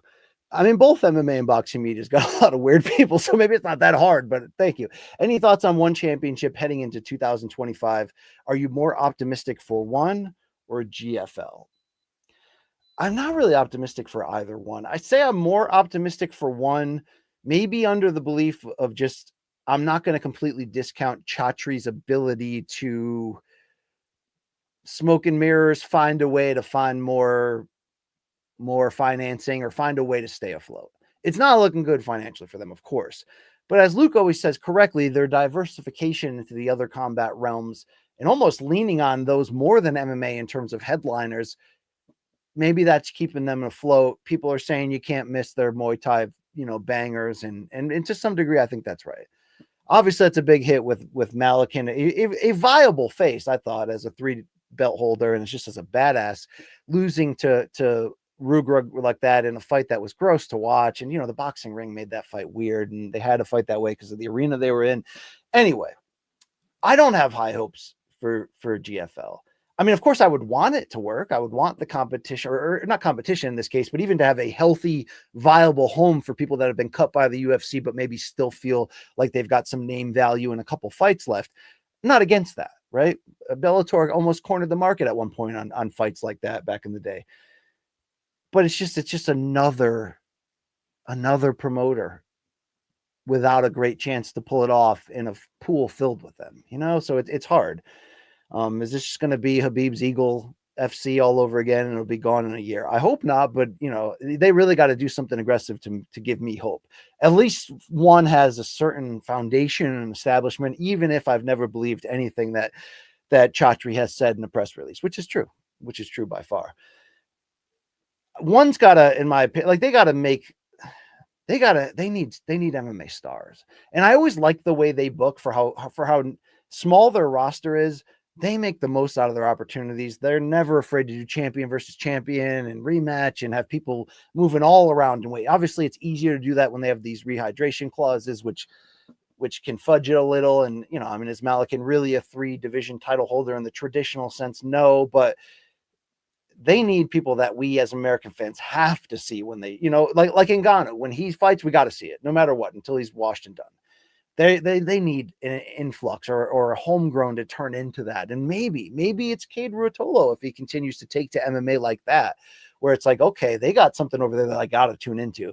If they're going to keep trying to make the moves into the US that they're doing, they're really going to need that. So, not having somebody at least with the name value of Demetrius Johnson to roll out 2 or 3 times a year, they need to fill that hole.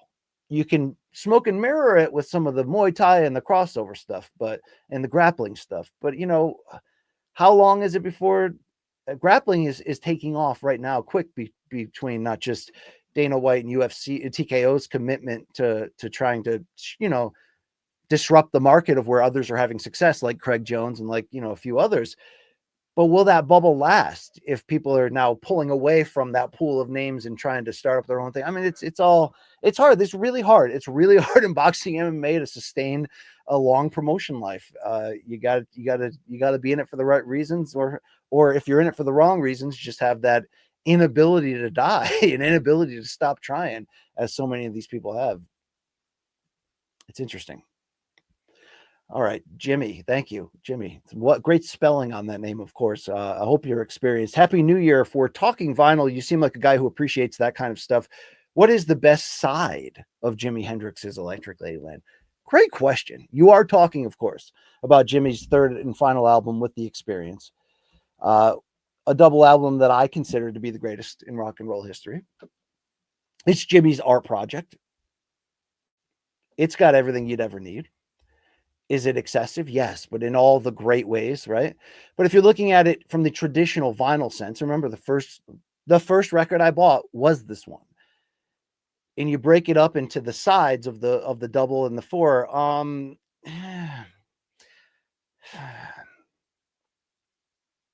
going to go with D. I'm going to go with the last one. You're going to open with Still Raining, Still Dreaming, into House Burning Down, into the obviously incredible All Along the Watchtower cover, which probably is in discussion as maybe the best rock and roll cover of all time. Although if you've heard me previously, I vote for Joe Cocker's with a little help from my friends, in particular the live performance from Woodstock.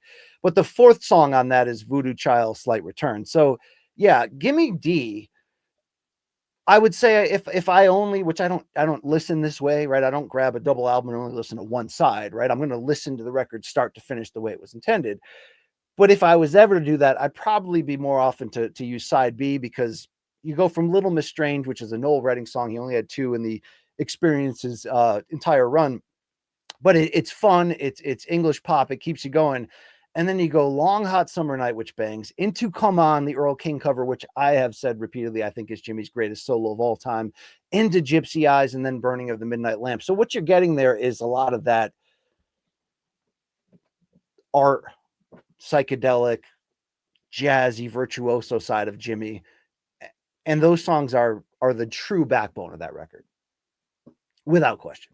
So thank you, Jimmy, for sending in this question, for getting me talking about the greatest rock record of all time. And I did mention erroneously off the top of my head recently, when talking about Jimmy's Band of Gypsies, I had ascribed Mitch Mitchell to the drumming there, which is obviously not true. That was, of course, Buddy Miles. And that was a big part of what made Band of Gypsies such a unique band as a trio, with their funk and their soul approach, with Billy Cox as a much more stable and consistent bass for Jimmy. And even though Jimmy didn't love Buddy's over-the-top theatrics, in fact, you may remember they covered Buddy's song Changes on Band of Gypsies. And it's arguably the best song on the record. The best moment, of course, is the machine gun solo, but it's arguably the best song on the record.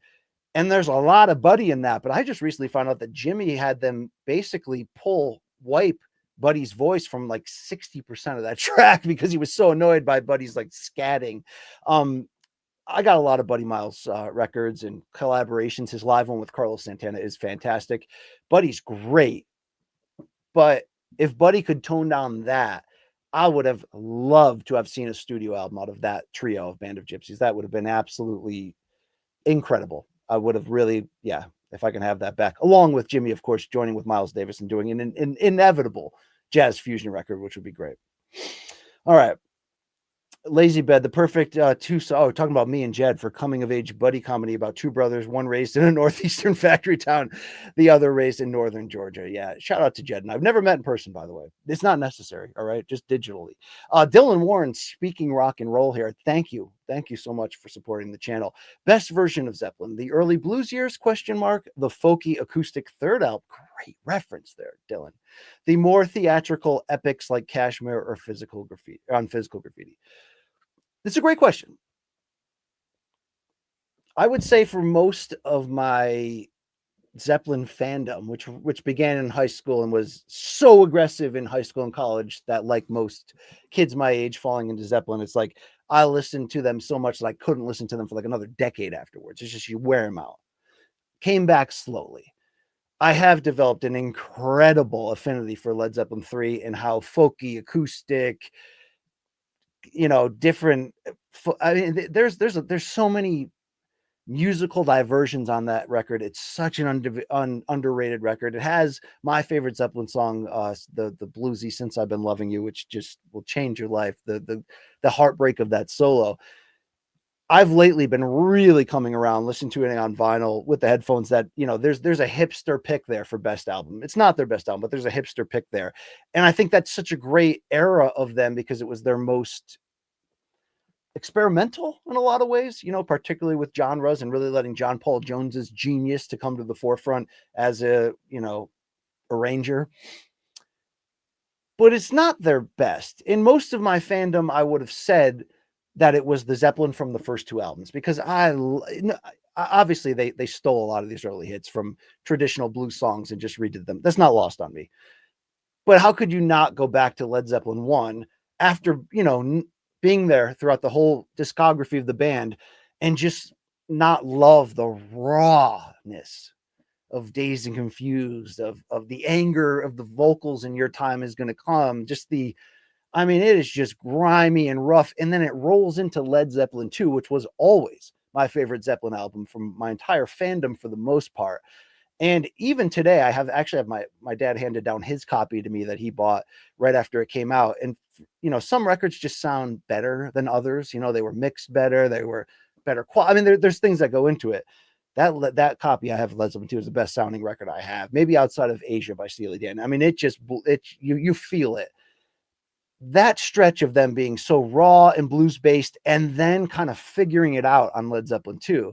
It's crazy to me how many people don't bring up Led Zeppelin 2 when talking about the greatest rock and roll records of all time. Meaning that when you bring up Zeppelin, you typically mention Zoso 4 or Physical Graffiti, which I'll get to in a second. And not enough of 2 it is just a masterpiece start to finish. So it's hard for me not to say that that's the best version, that early raw power version, as they began to apply some real craft in their original songwriting, getting past the cover of the blues songs and going into their, there's certain songs that we've heard so many times that it's rare if we ever can listen to it again in a way that captures that feeling of hearing it for not the first time, but the first 20 times, right? I think Whole Lotta Love is arguably in rock and roll. If I could take back all the listens you've heard of every rock song on classic rock radio of all time and bring your listen total down to about 3 each, and then said, what's your favorite rock song? I think you might say Whole Lotta Love. I really do. I mean, it is just incredible how brilliant and aggressive that song is. But long preamble, Dylan, to get to this point. I've matured enough in my Zeppelin and music fandom overall at age 46 now to realize that the best record in their discography actually is Physical Graffiti. That double album is just, almost comparable in what Hendrix's double album of Electric Ladyland means to his discography, in the sense that was the full bloom genius of what his art could look like and feel like. That's kind of what that is for Zeppelin, because it was at such a mature time in their history, but the last stages of their last true peak, of their last, there ain't a band better in the world. I mean, that band is so mature and tight, but I mean, the powerhouse band when they need to be. I mean, is 10 Years Gone not one of the 5 best songs in rock history? I mean, come on, Dylan Warren, right? Sorry, I got lost on the freeway there, but it was a good detour. It was good for sure, for me at least. All right. Let's hear it out from Kagadi Kakmak. Fantastic name, first of all. What country are you representing here? I mean, Kagadi Kakmak is my guy, right? All right. What do you think about wilderness survival movies like Jeremiah Johnson, Castaway, or All Is Lost? I don't have a great history of acknowledging these in sort of a genre sense, meaning I don't think I've seen all of them. I've seen Castaway. They're not bad. I mean, I actually really fell for that one. What was that? Was it Into the Wild? The one where Eddie Vedder did the soundtrack for? And by the way, that soundtrack is killer. It's like a 5 out of 5 classic, 5-star, just unreal. Such a great soundtrack. That film was great. The book was fantastic. I got into that. I got into the mindset of what that guy was going through in that regard. Castaway, I didn't see the whole thing. I picked in pieces. Yeah, I can't give you what you're looking for here, Kagate, but there you go. All right. Long Island Luke will back you up on Castaway. All right. Yeah, Whole Lotta Love will make you look like you're at the Maymac weigh-in. There's no doubt about it. Okay. All right. What question are you talking about here? Google account. What do you got for me? All right. We answer all questions in these parts. All right, here we go. Google accounts here. Hi, BC. You were pretty reticent last MK when asked about your edible dosage. Why is that when Luke shared his dosage? I mean, it's all information, public information here. Google account. Okay. What are you trying to do? What are you trying to do? Right? What are you trying to do right here? Can anything be personal or sacred?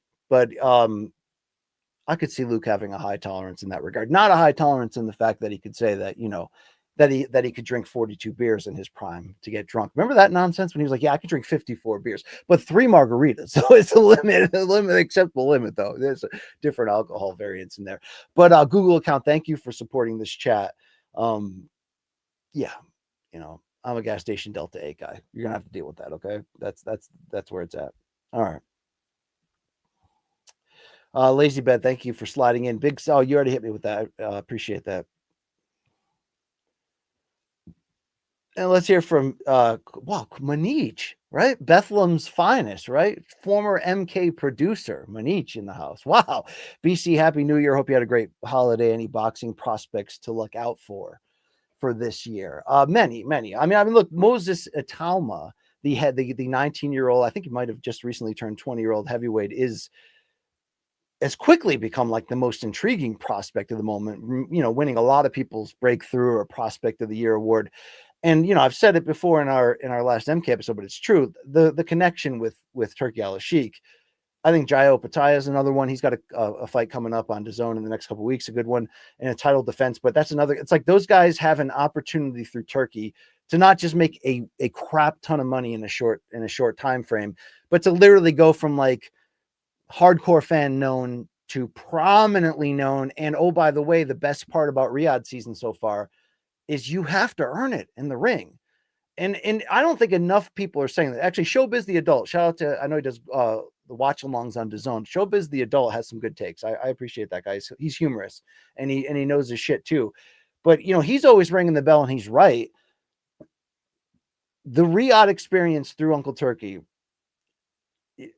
you can't fake the funk. They're going to find out. People are going to find out the truth about you in that ring. And we've needed that in boxing because the selective matchmaking, the control of each promotion being aligned so exclusively with each network and only putting on in-house fights for the most part, we've needed to go in this other direction. But that's been like the ultimate silver lining, I think.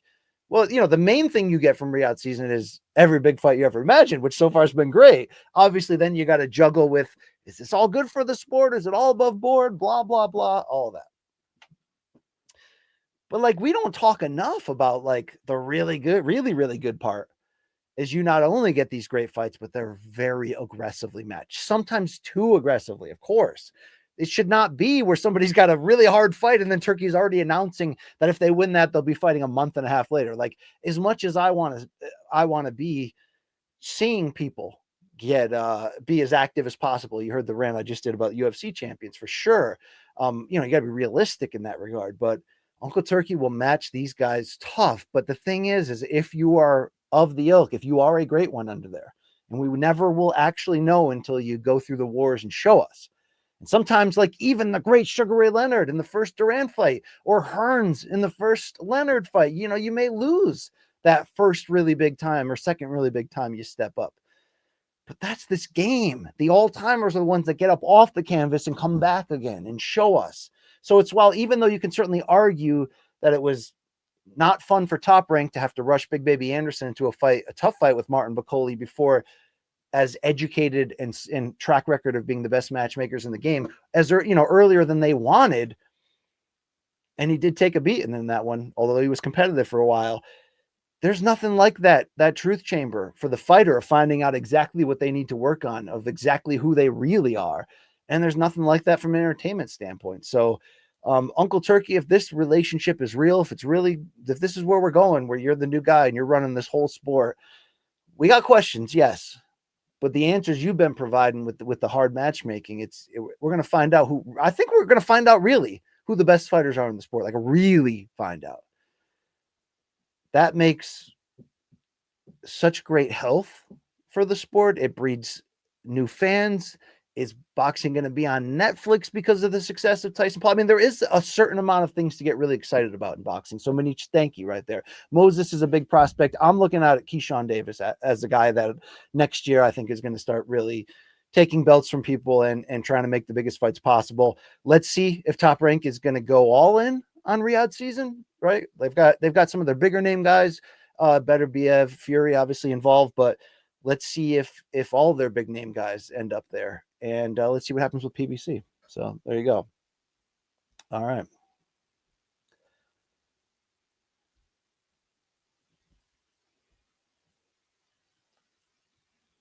Big conversations going on among the people. Okay, let's hear from Brody. BC Alice in Chains is the best band of all time. Nirvana absolutely sucks. I mean, we can certainly have our favorites from the grunge era. I respect Nirvana's game, no doubt. I think the Unplugged album is one of the 5 best records of that decade for sure. But I'm not overly, and I've always been honest about this, I'm not overly framing Nirvana, even though their impact was huge, as like grunge's answer to the Beatles or anything. Now, Alice in Chains I always have a lot of respect for. I missed Soundgarden's greatness in its time. For some reason, didn't think they were of that ilk. Come to find out they were. I missed that one. But, I was big on Pearl Jam, big on Stone Temple Pilots. Alice in Chains was that perfect, harder brother to that in the grunge family. Nirvana, much bigger impact than all of those bands, and maybe had a higher absolute peak at times. But I really would have liked to have seen, obviously, along with Cobain living, to see what that band would have become. I mean, I don't know if Cobain lives, that we talk about him as the all-timer that he gets because of the unfortunate early exit. But what he did give us in the time, it changed everything in a lot of ways. And he had a little Beatle in him. The pop craft that he had within that genre was incredible. I was just a bigger Pearl Jam guy. So that's just where it's at. All right.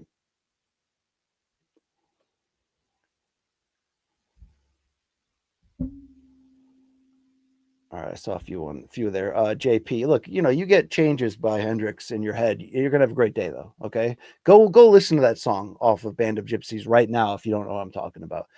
I mean, it's already a badass song that Buddy Miles funks up and turns into a jam, but then you get Hendrix's guitar on top of that. Damn, right? Damn. All right. David McCaslin coming in. Thank you so much for the support, sir. How big of a 311 fan are you, BC? I was a monster 311 fan in the late 90s. Came to them from their third record, the commercial crossover, the Blue Album, as we like to call it, the self-titled one, through, the hits of Down and All Mixed Up, and then went on to discover, because I was about a junior in high school at that time. My sister was in college and her boyfriend was a huge 311 fan. So he's like, hey, oh, you like this band? Hey, their first 2 albums are actually better than this one. And he's right. I mean, music still holds up to this day, their debut. It's hard, it's eclectic, it doesn't have the Limp Bizkit side of that rap rock crossover cheesiness. It's effective. The second one, Grassroots, is a fantastic record. And even though they would one day sing on the self-titled record that line of, the day we turn to pop, the show will stop. Well, they turned to pop aggressively, but I never hated them for it. I mean, Amber's a jam, right? So I was a monstrous fan through about 5 albums. Fell off, started to think that they were more of a nostalgic high school favorite, but not of the ilk. Even though I had gone to, the first time I'd seen them was at Western Connecticut State University in Danbury, in a tiny room. And it was one of the most electric shows I'd ever been at, because the mosh pit was out of control, people being dropped on your head. And it was just a rowdy, incredible show. I mean, they could bring it live. But I'm happy to say that in the past couple of years, I've come back around through the romanticism of what it was like to be that age in college and high school, being a 311 fan, but just having a new appreciation. They're not all-timers, but they effectively found a sound in a genre that typically sucks and were able to really build a career. And the thing is, the records that they put out after their prime, they don't suck. They don't suck, and you have to respect a band who's been able to keep it together for that long. They're still a great draw in terms, I mean, not a huge draw, but they're still a consistent draw. They still can rock your socks off and bring it, the high intensity and the energy. And for a band that had a gimmick of a DJ almost in them and certainly came to note because of their pop crossover, man, they had a backbone. And you know what? The 4th record, Transistor, it's funny that in the moment I thought it was a bust beyond the 3 radio hits, and those are incredible. They're some of the greatest songs, right? Beautiful Disaster. But you go on over the years to realize that was actually kind of like a mini classic, what they wrote at that time, 1996-7, right? At that time, that's post grunge beginning, and we're going into a really dark road in rock and roll.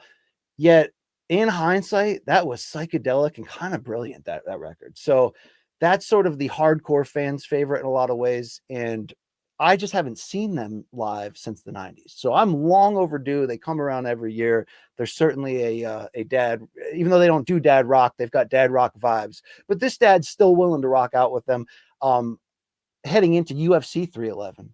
Too bad we can't have, 311 playing Omaha Styley and then Face the Pain, in the cage before the co-main event. We got to get Nick Hexum on Morning Combat. That'd be great ahead of UFC 311. Shout out to those guys, though. Love their sound. If you don't believe me, check out their debut album, Music. Kicks a lot of ass. You'd be surprised. No, you'd be surprised. All right. There you go. There it is. This has been great, guys. Do we have anything else? What else we got here? Oh, Alan W. Appreciate you, brother. How do you honestly see Benavidez versus Morrell? Dude, great question. And we are not talking about this fight enough as we head into February 1st. I honestly don't know, and that excites me, says Alan.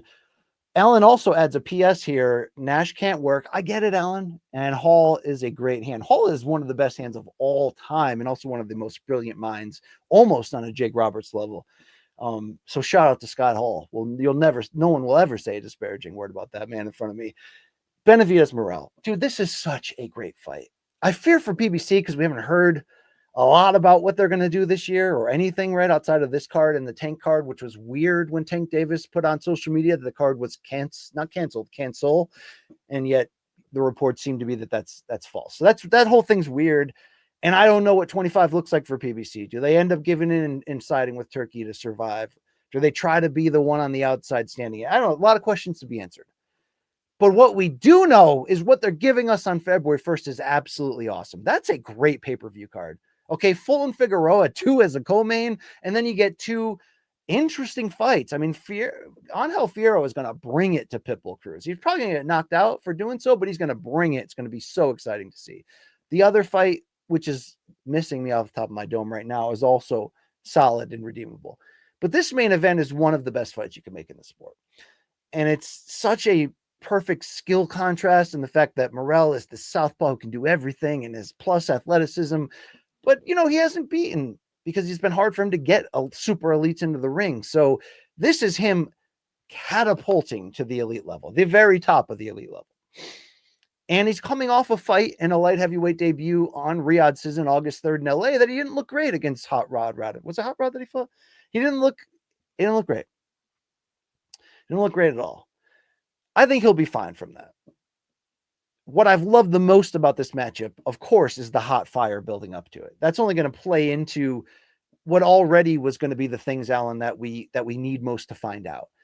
As good as Morrell is, can he deal with second half of the fight Benavidez, who starts coming downhill on you, will be right in front of you with that high guard, yet has responsible enough, as we know, head movement and is just going to take the stuffing out. He's going to pull the will out of you. Can he survive that heat? Caleb Plant did, but he went through hell to get to that point to survive that heat unnecessarily in some ways. Or on the flip side, is this the first time that we're going to see Benavidez out slicked? Or maybe more if Morrell takes the fight to him. And let's not forget, he's got hand speed. He can punch. He's dynamic. He's a little bit explosive.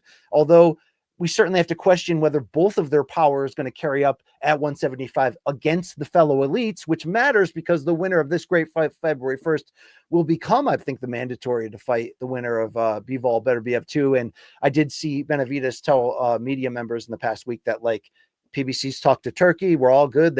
So we know that there will be a PBC crossover for that, for sure, because that's going to be such a huge fight.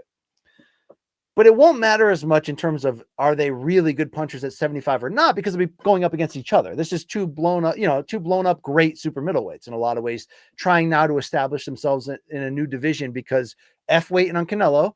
And by the way, I hope Canelo finally just looks around and goes, oh yeah, the Crawford fight in May is the best fight I can make right now, since I'm not willing to fight these other two guys. So there you go. I hope that happens. But I got to lean Benavidez at this point because we don't know that yet about Morrell. We don't know what he will look like under fire. We don't know what will happen here. I mean, we saw him struggle a bit in his last fight and have to persevere, but stakes were lower, level of opponent was lower. It's not a perfect way to find out. The perfect way to find out is February 1st. And it's, you know, Morrell has that possibility that we just don't know how good he really is. I mean, if he comes out there and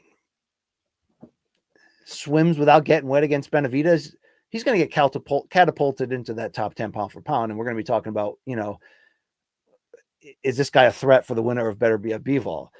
I think it's more likely the other, though, that happens, that they go the distance in a great fight, but it's Benavidez going downhill in the championship rounds and they're fighting and it's a real fight, but it's Benavidez getting his hand raised. That is going to be killer entertainment. And I think obviously no disrespect, of course, to Morrell, but the bigger name, the bigger possibility to make best fighting the best here is if Benavidez won.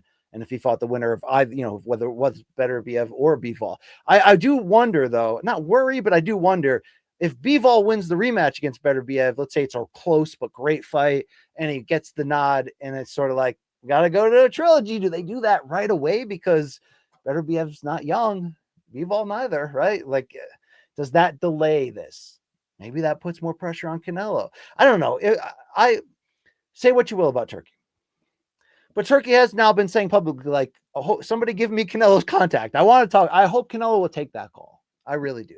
I hope he will take that call and we'll figure out where he fits in Riyadh season, because spoiler alert, boxing is now Riyadh season, right? Unless Top Rank and PBC suddenly tomorrow decide to team up and do their own thing and start their own counter, you know, thing against the machine of where it's looking this is going. I think we're at that point. You're either with Turk or you are against him. So I'm leaning Benavidez right now, LNW, but I cannot wait for February 1st. Cannot wait. Damn. All right. You know, I want to hear from Toon Joe right here. So thank you, Toon Joe, for sliding in and backing this. BC, best live album. Is it the Allman Brothers live at the Fillmore East? I don't think, Toon, you can get through the debate of the best live album and go more than 3 without bringing that one up. So that has to be in the discussion. That is the best documented at that, you know, at that level, meaning that it was a produced in stores live record from a iconic venue. But that's, you know, we were robbed in rock and roll from Duane Allman dying at age 24. I used to always say, if you want to really see what Duane Allman was all about, listen to the slide work that he did on 8 of the 12 tracks on the Derek and the Dominoes Layla album. It will change your life.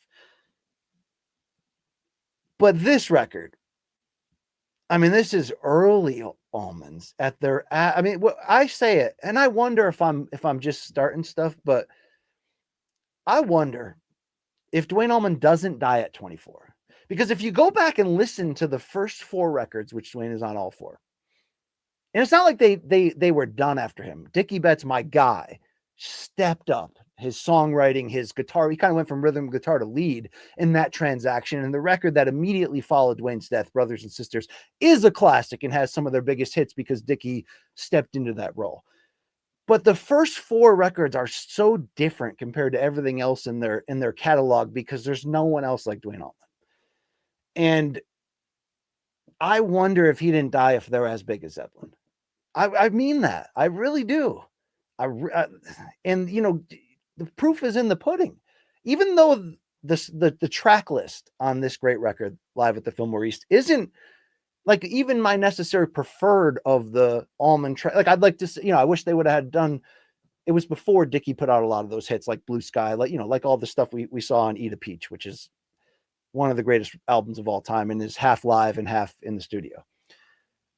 But this is a powerful representation of what a great live band can be at their peak in the blues rock / Southern jam genre. And it's just an incredible masterpiece.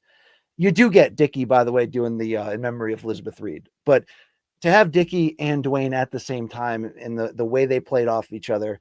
Yeah, we're talking about, is this the greatest rock album of all time? It's so tough. If you say Band of Gypsies by Jimmy, you're not wrong. But I gotta mention one that, and yeah, some people are saying, hey, look, let's hear from Mora. Nirvana Unplugged has to be in this discussion as well. Has to be. Okay. But I recently, in the last 2 years, got my hands on Made in Japan by Deep Purple. And if you're not recognizing that live record on the level of top 3 or top 5 all time, then you're missing out. You're missing something. That is an absolute hard rock masterpiece. Richie Blackmore will tear the skin off your face. So that one's in the discussion too. I mean, about a year ago, I was convinced that's the greatest live record of all time. I really was. Shout out to Van Morrison. I think it's called Tonight's the Night, is incredible, as is the Doors one they put out. Was it Live at the Hollywood Bowl? Just absolutely incredible. But I'd have to lean here toward Fillmore by Almonds. I mean, dude, the live half of Eat a Peach by the Allman Brothers, it could be in that discussion too, even though that's one of those weirdish hybrid albums like Untitled by the Byrds that has, live and studio at the same time. Like a couple of those Cream records, Wheels, what was it? All right, I'm losing my mind right here. Okay. Lazy Bet, I'm glad you brought this up. Stevie Ray Vaughan's live at the El Mocambo in, what was that, Toronto? That live performance, which I only knew about from purchasing the DVD, and that live DVD performance became, again, on par with Jimmy playing the Voodoo Child solo all over the bar, all over the neck at Woodstock, where that became an initiation. Oh, you entered my apartment, but you've never seen this before? Hold this orange bong. Let's get down to business together. The El Mocambo DVD was always second right after that, because although I've never heard it just audio only, I've only watched it. His performance alone, with a cigarette that's got a butt that's like that long on it, while playing Lenny in honor of, tribute that he wrote to his wife, the instrumental classic, enough to change your life. The Voodoo Child cover, enough to be one of the greatest things you ever saw. But the Jimi Hendrix Third Stone from the Sun cover at El Mocambo, early in Stevie Ray's rise, nobody did Jimmy like Jimmy and Stevie Ray Vaughan. Let's be very fair. And that's the end of that discussion. Okay. That nobody else did. So, wow. Okay. Hey, let's go back to NYM here. Thank you. New York Mets getting in here and helping out the chat. Can you help me understand what Dana would add to boxing? Don't see what he brings to the table for Turkey that an already established promoter doesn't. Well, it's going to be interesting to see, obviously, first of all, to answer that, what level. I am of the belief that Dana's and TKO is only going to get into boxing if it's huge. It backs up what Dana's been saying publicly. And, you hear from the TKO investors when they do speak publicly saying, we would only get into boxing if somebody with money brought us in, almost not as a consultant, but let us, run the business for them with their money. It would have to be a scenario like that. You are starting to hear some kind of rumors that, like, initially the involvement that TKO could have in boxing is some boxing form of The Ultimate Fighter and some prospect series or something like that. That's obviously not as big. I hear that. I don't know if I also hear dissenting sourcing against that. I think it's going to be big what they do, but what could Dana and the UFC engine or the TKO engine provide is the real question here. I think it's more than you think. First of all, like, it's the same purpose behind, in my opinion, leveraging the UFC's hold on MMA information through media. Like, we hate that UFC's putting Power Slap on all of their email distribution, their social media, their YouTube, all that. But they're leveraging the existing MMA fan base to trust Dana and the brand at what they're doing, that you'll at least give this a try. I think without question, that's a huge leverage opportunity for whoever would partner with Dana, in that regard. You'd be taking boxing, in theory, done at a very high level with high production values, which is something Dana and UFC swear by. And, I can tell you firsthand, having called the most recent Callum Walsh fight in Dublin, which was produced by the UFC. That's as professional a broadcast I've ever been on. And I've done Showtime pay-per-view. I mean, it was very, very, very good stuff there. So they're going to bring high level production potentially. They're going to bring already determined avenues to reach out to aggressive fan bases that love fighting, right? When you can go hard at the MMA fan base with, hey, This is the UFC version of boxing. Let's go. You're going to get people to take a look and try it. So you're going to bring that to it. If maybe you're going to bring aggressive matchmaking, which is the UFC model, which boxing can certainly benefit from. So it depends on what level. Is it going to be one series or one platform? Is it going to be on ESPN Plus, or is it going to be on, UFC Fight Pass, or is it going to be on Netflix? I don't no idea where it's going to be, but I think is Dana a great promoter? Yes. Do they have a machine there that potentially could be for hire for someone high up in boxing that could deliver? Yes, they do. I think that they could make a very big impact. There's a lot that really could change in boxing. Just the same, we could get one more year of Riyadh season, and then Saudi's like, hey, we had a good run, but we're out, and we go back to where we were. That's always inevitably waiting to happen in anything that happens in boxing. But a lot of crazy change could happen in the next 6 to 12 months in this sport, in this field, in this industry that I never thought was possible. So I look at Dana's potential there as of now as a potential plus. So let's see what he can do. There you go. All right. Only the most important questions get asked and answered on the show here. Dixon Sider saying, and that's a fantastic name, by the way. I mean, just, Amanda Kisser, a kiss and hug. BC, how do you feel about toilet seat covers for the cold weather? Nobody likes sitting on a cold toilet seat. Maybe our grandmas had it right and everyone should have one. Yeah, that always was kind of weird. I mean, I understand, but it was always kind of weird to have like, a fabric cover of the top toilet seat. The thing that always grossed me out, one of my grandmothers had that, RIP, love you, was the padded toilet seat. I hated that. That always felt gross. You know what I'm saying? It was like that was too far. That was a bridge too far for me. I've experienced the use of a lot of toilet seats with the warm weather, with the cold weather cover on there to keep you warm, but it's not adding much, and it's just going to retain loose pee. So let's be fair about that, okay? I'm not saying this is information that was necessarily needed out there in the world, but I will provide it, okay? Thank you. Alan W. says, if Morrell caves to Benavidez' pressure, Bivol or Beterbiev would be at him easily, though. You're right. I don't think in the scenario I'm posing here, I don't think, Morrell's, that his backbone gets broken and that we see him gas out or give into a late stoppage necessarily. But also Benavidez' pressure has gotten to everyone so far. Even in that light heavyweight debut, which he had a hand injury and was in there against a, decorated former champion there in Vodzik. We saw Benavidez pushed and had to work. Well, we also saw that pressure style overwhelm like it does everybody. But you're right. I don't know, to be fair, what either of these guys look like against either Bivol or Beterbiev. Your beef better believe it. But I got to admit they're going to be fine to compete, that it's going to go 12 rounds, that they're going to have an opportunity to compete. Can they overcome? I don't know. They're going to have to really show us at 75. The fact that they have to show us against one another, I mean, the best thing that this fight has going, despite the fact that it's like two undefeated champions or to some degree going against each other, is, yes, the trash talking between them, but the fact that will fuel so much heat. And when you get two guys going against each other who have yet to fully hit their peak and have yet to be in a fight where they've fully had to unload it, if you're going to put them against each other with so much at stake, meaning potentially, Bivol or Beterbiev next, and you're going to add in that dislike, it's going to combust in such incredible ways. Okay. It is going to be this fight is going to entertain. It's going to absolutely bring it. I'm ready. I'm ready to learn a lot about. Okay.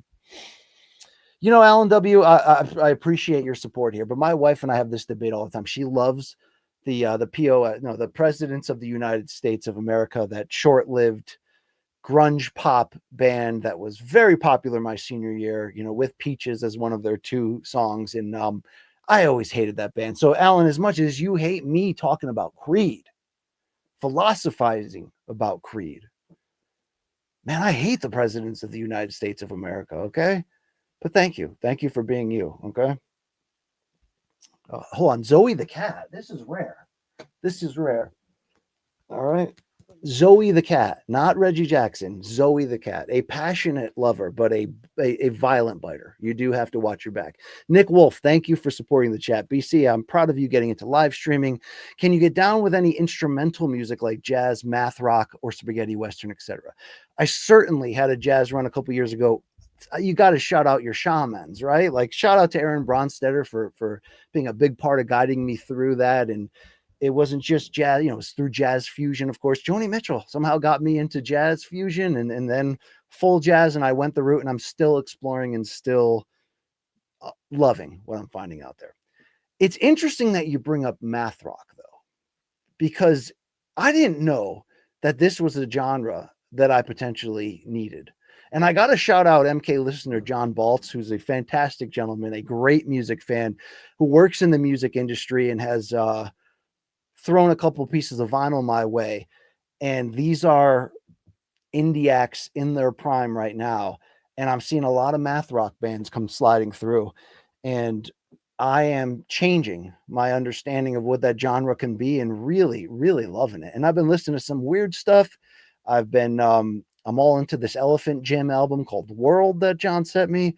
I'm all into this band called Really From that has a fantastically weird jazzy-ish one. But, I'm still listening to Sons of Kemet that Bronstetter got me into, which is a modern sort of jazz and fusion world beat band that recently broke up. Shabaska Hutchins is the genius behind there and has, continued with his various bands. But I find and Bronstetter told me this in the beginning. He's like, you're going to get into jazz, and I got in through fusion. So it was Weather Report. It was, all the classics then, Herbie.